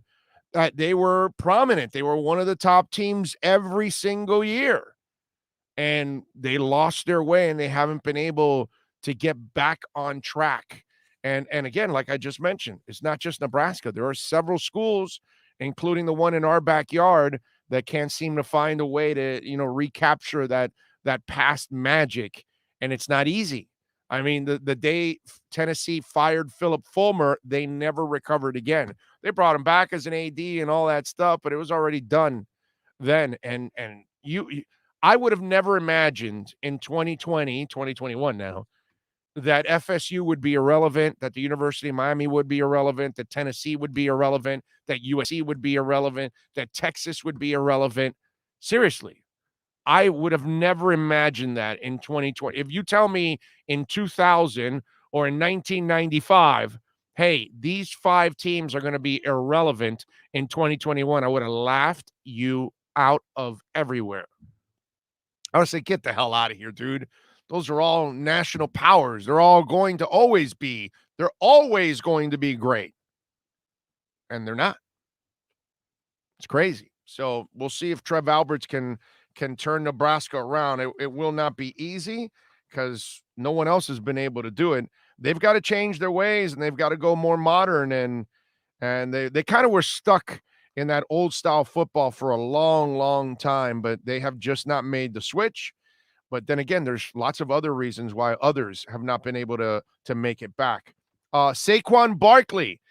I got to give Saquon Barkley a little love, man. Yeah. Because Barkley, listen, we are big fans of crypto in this show, right? We talk about crypto all the time. So Barkley now, he is going to take all of his earnings off the field, okay? This is how the article goes. He knows the value of cryptocurrency moving forward, so he's all about Bitcoin. Barkley said on Wednesday that he'll be taking all of his future endorsement money in Bitcoin. Barkley made his announcement on an episode of Joe Pompilano's new show on YouTube, The Best Business Show. He says, you see how high inflation is, and you learn you can't save yourself through wealth. Barkley said on the show, that's why I'm going to be taking my marketing money in Bitcoin. Smart kid, dude. Smart kid. He signed deals in the past with Nike, Pepsi, Visa, and Dunkin' Donuts. He goes, I think it's just a smart thing to do and the right thing to do to start taking my investment money in Bitcoin and through Strike. Barkley added, he's currently playing on a 4-year, $31 million contract with the Giants that included a $20 million signing bonus. And obviously, he's got a lot of endorsement deals. Smart kid, bro. Smart kid. Because, again, don't worry about the dip. Buy the dip is what you do here. You got to hang in there. Because crypto is one of those things that's kind of odd. You will have your valleys. And when you have your valleys, the valleys sometimes will last a couple weeks, sometimes a month, sometimes it'll last several months. It's lasted even a year at times. And that's just the way it is with Bitcoin. And then when it bounces back, it just explodes. And then that's when you ride the wave. And when you get to a point where you're profiting, you start to take some of your profits out, your initial investment. Okay? And suggestion to all of you out there, if you're playing crypto, I'm not a financial advisor, but go to crypto.com. Okay? Get an account there, buy your currency there. And when you do have your profit or your savings money, you can move some of your savings money over to crypto and buy USDC coin, which is a stable coin. And you stake that and you get 10%. So if you're sitting there and you got $1,000 sitting in your savings account, it's not doing shit for you, dude. It's not making any money for you in their savings. Okay, so if you got $500, $1,000, $10,000, whatever, man, go to crypto.com, move your money over, purchase USDC coin, and then stake it for 3 months. You can stake it for 3 months at a time and get 10%. That's your money working for you, man. I mean, if it's sitting there in your savings account, do that. Because that's what you should do. I mean, but people have to really understand what's going on with crypto, man. And if you own Matic, which, by the way, it went down to the low 90s, take advantage. Buy a little Matic. Anyway, you can stake that and you can get 10% also on crypto. I think Ethereum, I think it's 4.5 or 5%. So if you own a lot of it, like John Rouse, I know he got a bunch of Ethereum. If you got it on crypto.com, then stake all that Ethereum, man. Stake it and get 4.5, 5% on it. You could do the same thing with Bitcoin. I think it's 4.5%. Most of them are 2%. Most of the coins are around 2% that you're going to get, but still 2% is better than nothing. But there are some coins that are a little higher, like I said, Bitcoin, Ethereum, and Matic. Matic, they're giving you 10%, man. I staked all my Matic there. Hells to the yeah. And they give you more Matic. Okay? At the end of your run, they pay you in Bitcoin. They pay you in Ethereum. They pay you in Matic. They pay you in whatever you're staking. They don't give you USDC coin. They don't give you Crow. They give you whatever coin you're staking. Now, if you stake USDC, that's what you're earning, USDC. So you're earning money back the same way. But the cool part is if you stake Bitcoin, they're giving you back Bitcoin. So you're getting, I think it's 4.5 or 5.5% of Bitcoin back. So you're gaining even more in the process. Like I stake my Crow, and I'm glad that there's been a dip because the Crow I'm getting at a lower price. And then when it goes up, it's going to soar. The Ethereum that I'm getting at a lower price. So when it goes up, it's going to soar and I'm going to have even more. You know what I mean? So take advantage, folks. Big O, get your fix and English Beat tickets tomorrow. You damn right. I'll be at the Culture Room, bro. I'll be there to see Cy Kernan jamming with the boys. Damn straight. Can't wait to go to that. Get a little Rick Wakeling and Cy Kernan. Two exceptional talents. I can't wait. Big O, are you getting the BlockFi Bitcoin credit card? No, sir. No, sir. I have Crypto.com. They have the best Visa card out there, bro. Okay? The best. Go to Crypto.com. Sign up for the Visa card. I'm telling you. Okay? You know, I should put the link on my Twitter account. That way you guys can get 25 and I can get 25 in the process. So we both can make a little extra money. How about that? All right, let's see. What else do we have? Mel Kiper is a Count Chocula cousin, White Chocula. He is wrong in majority of the time, yet still is notorious. Maybe it's because he stole Roy Orbison's glasses. And you know, he's also a great soundbite. Like he knows all the players. And he can tell you something about all the players, whether he's right or wrong or whatever. But he does a great job of memorizing all those players and every single one and give you some kind of, might be a nugget, may not be, you know what I mean? But I will tell you this, when it comes to insight in the NFL, I don't think people in the NFL are talking to him. I don't believe that. You know that I've been to over 20 Senior Bowls. I've seen him there one time. I've never seen him at the East-West Shrine. I went to the Orlando Football Classic. What was it called? The Gridiron Classic. A couple of years. Never saw him there. Went to the Las Vegas Football Classic once. Never saw him there. I've never seen him in any of those bowl games. Never. And that's where you want to go. Not just to see the talent yourself, but all the NFL people are there. That's how I've met a ton of NFL people and gotten to know them. And I can call them, you know, anytime. That's always been that's always been the way that you do business. So it's just weird to me, but he's made a great living, man. God bless him. He's been a rock star for the draft. But you know, there's plenty of those kind of moments in his history. All right, let me take a quick break here. Give me 1 minute and we will start hour number 3. There's no need to drive around South Florida wasting valuable time looking for a new or certified pre-owned Acura. Go to the #1 volume sales dealership in the Southeast United States. Craig Zins Acura of Pembroke Pines. Purchase with pace and space in a dealership tailored to your needs. From home buying to providing that personal touch. Contact the 2020 Satisfaction Award winner Craig Zins Acura of Pembroke Pines. 888-776-5123. That's 888-776-5123. Or visit them at 15601 Pines Boulevard in Pembroke Pines. The viewpoints, statements, or beliefs expressed on the following program by the host, guests, or callers are not necessarily the opinions of FantasyXS.com, Media Group Inc. ownership, management, sponsors, or website. When it comes to South Florida sports teams, very few in the media have witnessed, lived, and covered it like the Big O. Let's start the program dedicated to your favorite South Florida teams with a passion that's unmatched. The Big O Radio Show is on. Here's the Big O. Number 3 here on the program. Appreciate all of you that have cruised with us in the first couple of hours. Got a couple of things that I do want to talk about. A funny story and sad at the same time. And we've talked about this in the past. Did you guys see what happened to Dwayne Haskins and his guess fiance, wife, whatever you want to call her? So apparently his wife, Calabria Gunzarek or whatever. All right, Calabria. Okay, maybe I even got that wrong too. So she got arrested, all right, for basically punching out her husband.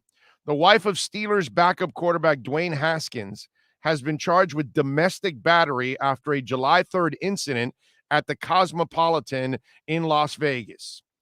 Calabria, 23, is accused of knocking out one of his teeth when she punched him after a disagreement. According to an arrest report obtained by the I-Team, and this is BSO, a piece of his tooth was found on the floor of a room in the Cosmopolitan. Haskins was treated for facial injuries at Sunrise Hospital and Medical Center. Gunzarek, whatever her name is, was not in handcuffs during her interview with detectives because she hurt her hand. She broke some tooth, man. Anyway, she punched Haskins in the face because he went to Dre's nightclub in Vegas while she was out at Magic Mike's show. She wanted him to wait for her and accused him of going to the club without her so he could flirt with other women. None of this was proven to be true, as Haskins was with a bunch of friends just having a good time and celebrating him being married. Now, I got a little advice for Dwayne Haskins, okay? Dump the woman right now. Like, dump her like a bad habit, bro. Okay? I think we've talked about this before. The day you have to lay your hand on the person you love, that's the day the relationship is over. The respect is completely out the door. And so you just got married and you don't trust him at all? So you already have him cheating. I mean, think about this crazy ass woman. So why did you marry somebody you didn't trust? Why? The money? The big ass ring they gave you? You know what I mean? If I'm Dwayne Haskins, this woman knocked my tooth out, bro. She needs to get into celebrity boxing, by the way, because apparently she's got some power. Either that or Dwayne Haskins has got some, maybe that tooth was rotten or something. I have no idea. But this woman knocked your tooth out, bro. You got facial injuries. You married the wrong woman, man. I think it's time for an annulment and get that ring back. Don't make the mistake now.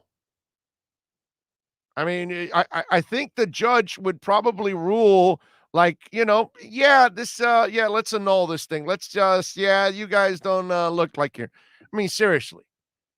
You just married the man, and so is there already a cheating history or something? It's like the weirdest thing in the world. So you're going to Vegas, so you go to a show, but you don't want him to go to a show. That sounds like one controlling bitch to me.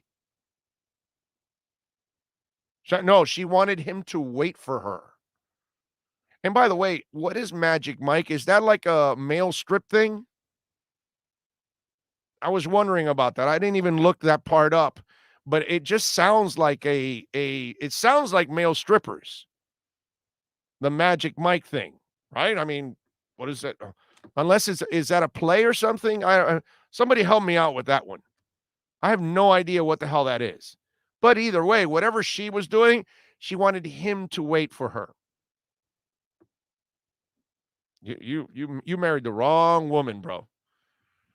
Some of you folks out there, take some time to actually know the person you're marrying. Okay, I don't know what kind of commitments Dwayne Haskins is making, but I got to tell you, you don't want to marry that freak. That's for damn sure. You certainly don't want to marry that damn freak. Let's see, what else do we have here that I wanted to talk about? Today in music history, got a couple of interesting things. First of all, today in 2004, U2 called the police after thieves swiped a copy of the band's upcoming album, how to dismantle an atomic bomb. It happened during a photo shoot in France, and the group feared that the disc would get into the hands of bootleggers, and it cost them and their record company millions of dollars. I remember that incident. In 98, Aerosmith had to cancel their tour after drummer Joey Kramer had a freak accident. He was putting gas in his car when it ignited, running the vehicle and causing him second-degree burns. You know, they always tell you to turn off your car while you're putting gas, and that's a reason why right there. Pink Floyd in 89 on this date played a free show in Venice, Italy. Over 200,000 fans attended the gig, causing damage to buildings and bridges. That's kind of crazy, right? In Venice, 200,000 people. That's wacky. 78, the Stones began a 2-week run on the album charts with Some Girls, their 7th #1 record. And I have a little story with that. I have cousins, had cousins. I don't think they live specifically in the same spot anymore, but I had cousins in Passaic, New Jersey. And anybody that's from New Jersey and maybe even Passaic, maybe you know what the hell I'm talking about. But they lived on Broadway, and they lived right next to a school called Lincoln No. 4. And I used to go up in the summers up there. I did it for a couple of years, where I would hang out with my cousins for an entire summer up in New York. And I think it was like 76 and 77 and 78. I might have done 79 also. One of the years was during Son of Sam was creating havoc in Yonkers and killing people and all that. I remember my mom calling up and, hey, are you guys anywhere near that area and all that kind of stuff. So I bought that album, that Some Girls album. I went down to the record store. I remember it was, I can picture it in my mind from their house. It was like maybe 3 miles away or something. And I went to a record store there and I bought the Some Girls album. And I also bought, I think it was Peter Frampton, the live album, the double live album, which was a monster album in those days too. I remember that every time I think of Some Girls, I think of, being in Jersey and buying the record when it came out and just, being a fan of, and those are my early rocker days and getting my Stones album. I remember it's pretty cool. Again, rest in peace, Jeff LaBar, guitarist for Cinderella, unfortunately passed away. Judas Priest, for those of you, if you're a Priest fan, they are releasing a 42 CD set, 50 years of heavy metal. Now, I was reading the article. It'll be released on the 15th of October this year by Sony Music. And it sounds like it's going to be an amazing collection if you can afford it, because they didn't say the price, but I would imagine that it's going to be an absolutely expensive piece of memorabilia for you to buy if you're a Priest fan. They've got all kinds of unreleased music too. Okay, not only 42 CDs, you get all the albums, you get all their live albums, but they've also got a ton of unreleased music that's going with it too. So that's pretty cool. So just in case, if you are a fan, you're going to get live albums that have never been released and unreleased songs also in the process too. So if you're a Priest fan, look for it in October and see if you can get that. So Priest there. Here's the other one that I saw. You think we don't have an issue still? Foo Fighters and Buck Cherry had to cancel their tours. They had to postpone some dates. Foo Fighters announced that Saturday's show at the Forum in Los Angeles has been postponed after a member of the team tested positive for coronavirus. Remember, folks, well, those of you that don't want to get vaccinated, you're at risk of dying or being hospitalized. But even if you vaccinated like yours truly, we can still catch the virus. Now, we're not going to die. We're not going to get hospitalized. That's the good thing. We won't suffer nearly as much. But if there's any of these folks out there that are still trying to tour and do it without a vaccination, folks, stop putting yourselves at risk. Says, despite having made every effort to follow CDC COVID protocols and local laws, there's been a confirmed COVID case within the Foo Fighters organization. Out of an abundance of caution and concern for the safety of the band, crew, and most of all the fans, Saturday's show at the Forum is being postponed to a later date. The new date will be announced shortly. Tickets for the July 17th date will be honored for a new date. By the way, that's going to be a great concert at the Forum. That's going to be awesome. Buckcherry canceled 8 shows from their current tour in response to their own infection confirmation. We discovered that 2 of our band members have tested positive for COVID-19. Out of an abundance of caution for the safety of all involved, we'll be canceling shows until July 30th in Columbus to allow them to recover and to quarantine. While we know there's a disappointment, please note the safety of our fans is the utmost importance to us, and we'll do every effort to reschedule the 9 shows prior to the date. We greatly apologize for the inconvenience. Just kind of shows you that we're not completely out of the woods yet. So you've got to make sure that you at least watch yourselves. You know what I'm saying? Don't be, even if you vaccinated like I have, wash your hands still. Try to keep a little bit of distance because you don't want to pick it up because then you can also transfer it to somebody else, and you might transfer it to somebody that has not vaccinated, and that would be devastating. The other thing I want to help you out there is I don't want you to get suckered now. I don't want you to waste your money no matter what. Anything or anybody tells you. Okay? Motley Crue's Nikki Sixx says they may expand their reunion stadium tour to other parts of the world and shared his disappointment and reasoning behind postponing it again this year. The North American trek with Leopard and Poison is now scheduled to take place in the summer of 2022 after originally being postponed last year due to the pandemic. Sixx spoke to LA radio KLOS about the postponement. He says, we really did want to go this year. It's a little scary to go out there and have the tour maybe get canceled halfway. And I know a lot of bands are out there and they're testing the water and it looks pretty positive. I'm super excited. I guess he didn't see the Foo Fighters Buckcherry story. He then said they have some 30 stadium lineups for North American tour and shared his hopes about expanding it to other countries. He said, we might even drag it to Europe, South America, and Japan. We don't know yet. Here's what I want you to know. Don't waste your money. Do not go see Motley Crue. Okay? I love the Crew. Vince Neil cannot sing.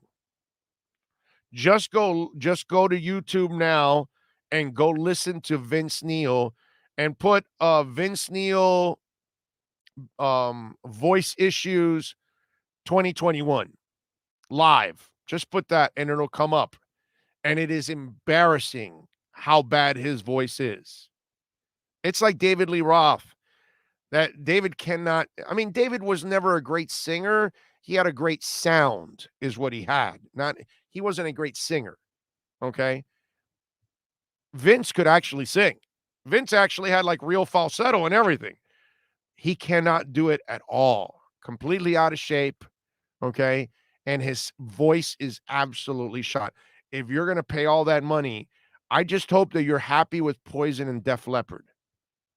But if you're expecting anything from Motley Crue and Vince Neil, I'm just telling you, be prepared. You're going to be incredibly disappointed at what Vince Neil sounds like now because he doesn't sound good.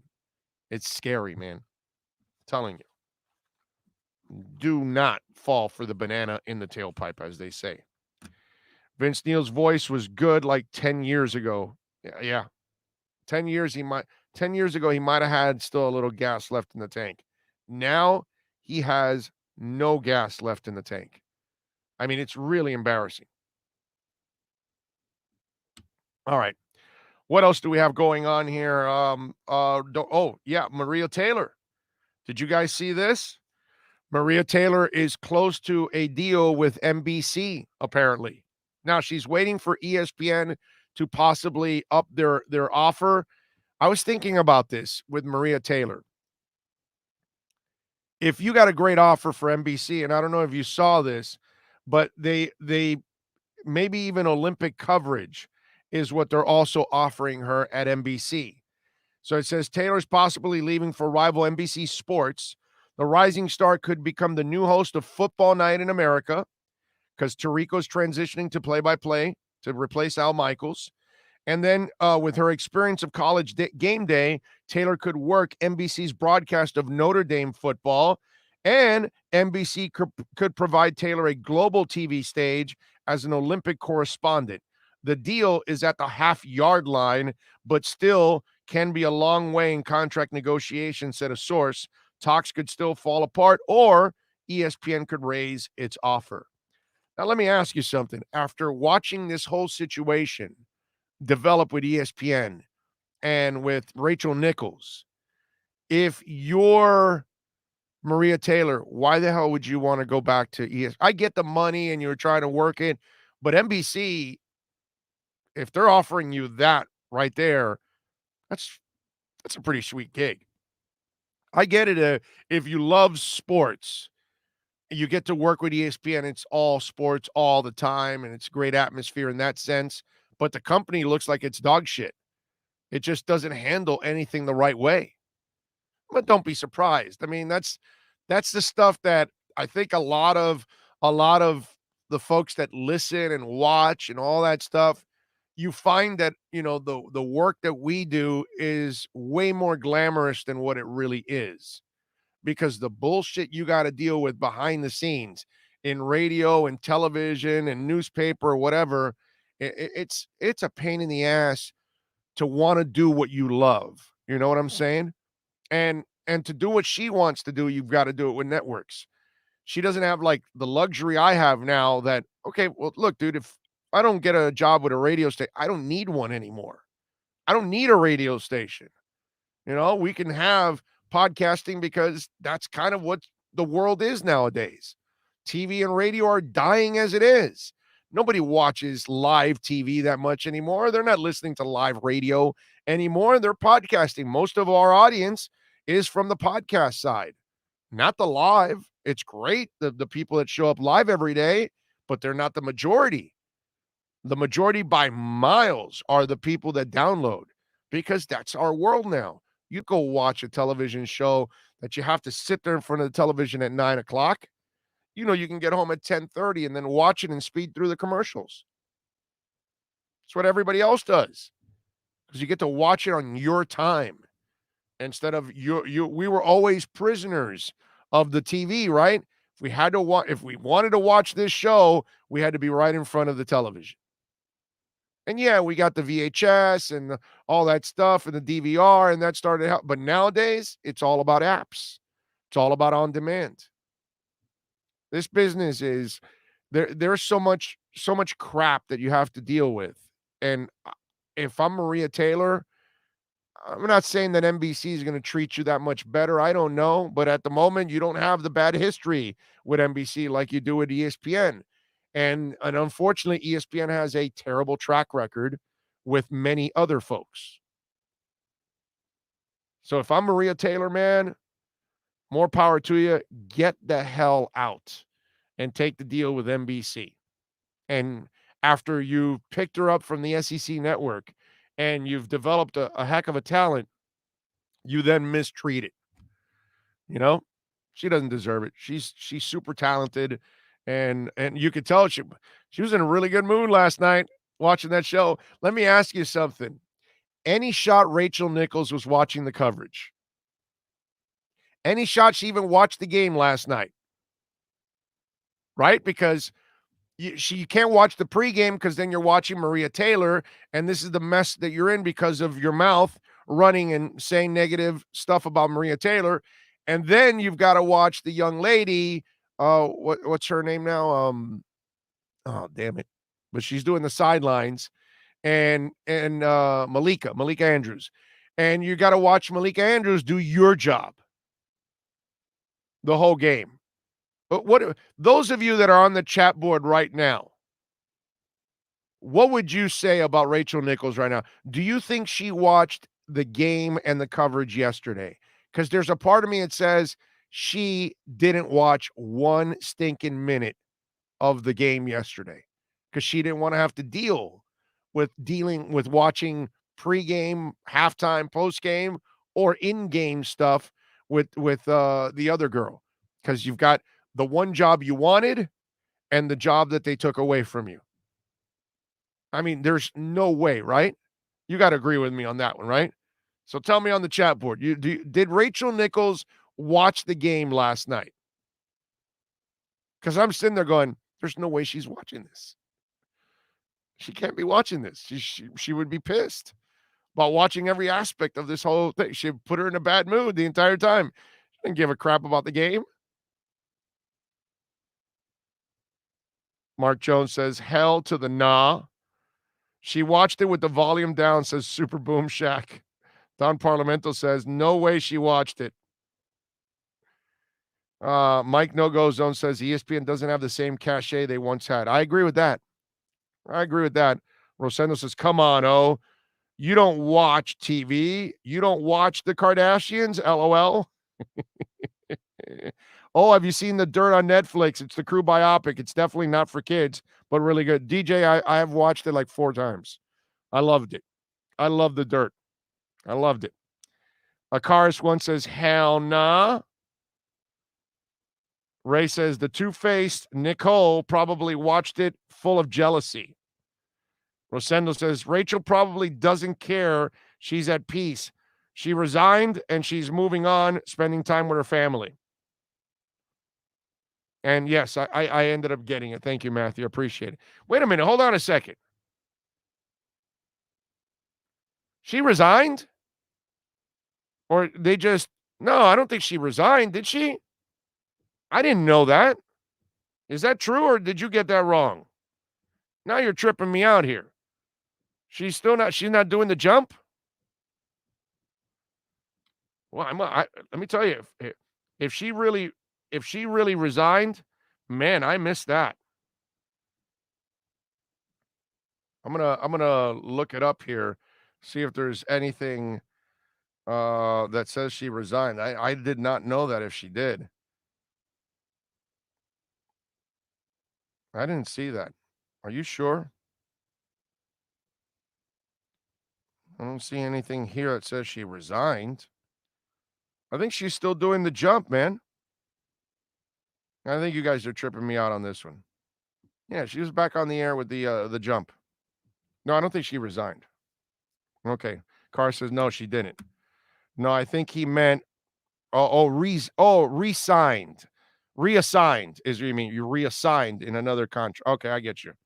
Okay. Yeah, she's been hosting the jump. Yeah. For how long, I don't know. Because eventually they'll fade you out there.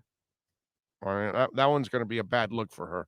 One way or another, that one's not going to end up working out. But listen, if I'm Maria Taylor, I'm out. And I would imagine if you're Rachel Nichols, you're rooting for Maria Taylor to take that NBC job. Because that would take that mess out. Right. And she could actually, I don't know if they're going to want her to continue. That'll be because remember, she was also taking a shot at ESPN too in that conversation. So that's not a good look for her also. It wasn't just a shot at Maria. She was also taking a shot at her bosses. And that went public. That cannot be popular right now with the ESPN bosses. You know what I'm saying? But more power to her. All right. We are done on the show. Did a little over 2 hours today. Appreciate all of you, as always, for keeping it locked here on the show. We thank DJ Gallagher. Thank you for a little extra love there on the super chat, my man. I don't know if any of you sent any of the Venmos or Cash App. I'll probably see it in my email after. Again, if I did not, I did mention it, but I just want to make sure. I think it was Scotty that sent one yesterday late at the end of the show. So I want to make sure I thank you for that, sir. And I appreciate you. Cody Douglas, that's what it was. Cody Douglas sent it in. Cody, thank you, sir. Appreciate you for sending one in yesterday. Very nice of you. Mark says, Big O, what's your opinion or feelings about the X situation? How would you handle it? Mark, you came late, bro. Rewind. And it's in the, I don't know, about closer to it's in the first half hour, maybe first 45 minutes. You'll see it in the show. And then I taught there's a second part to it in hour number 2, but we addressed the X situation thoroughly. You may want to check it out. Thank you all out there. I love you all. We will see you tomorrow.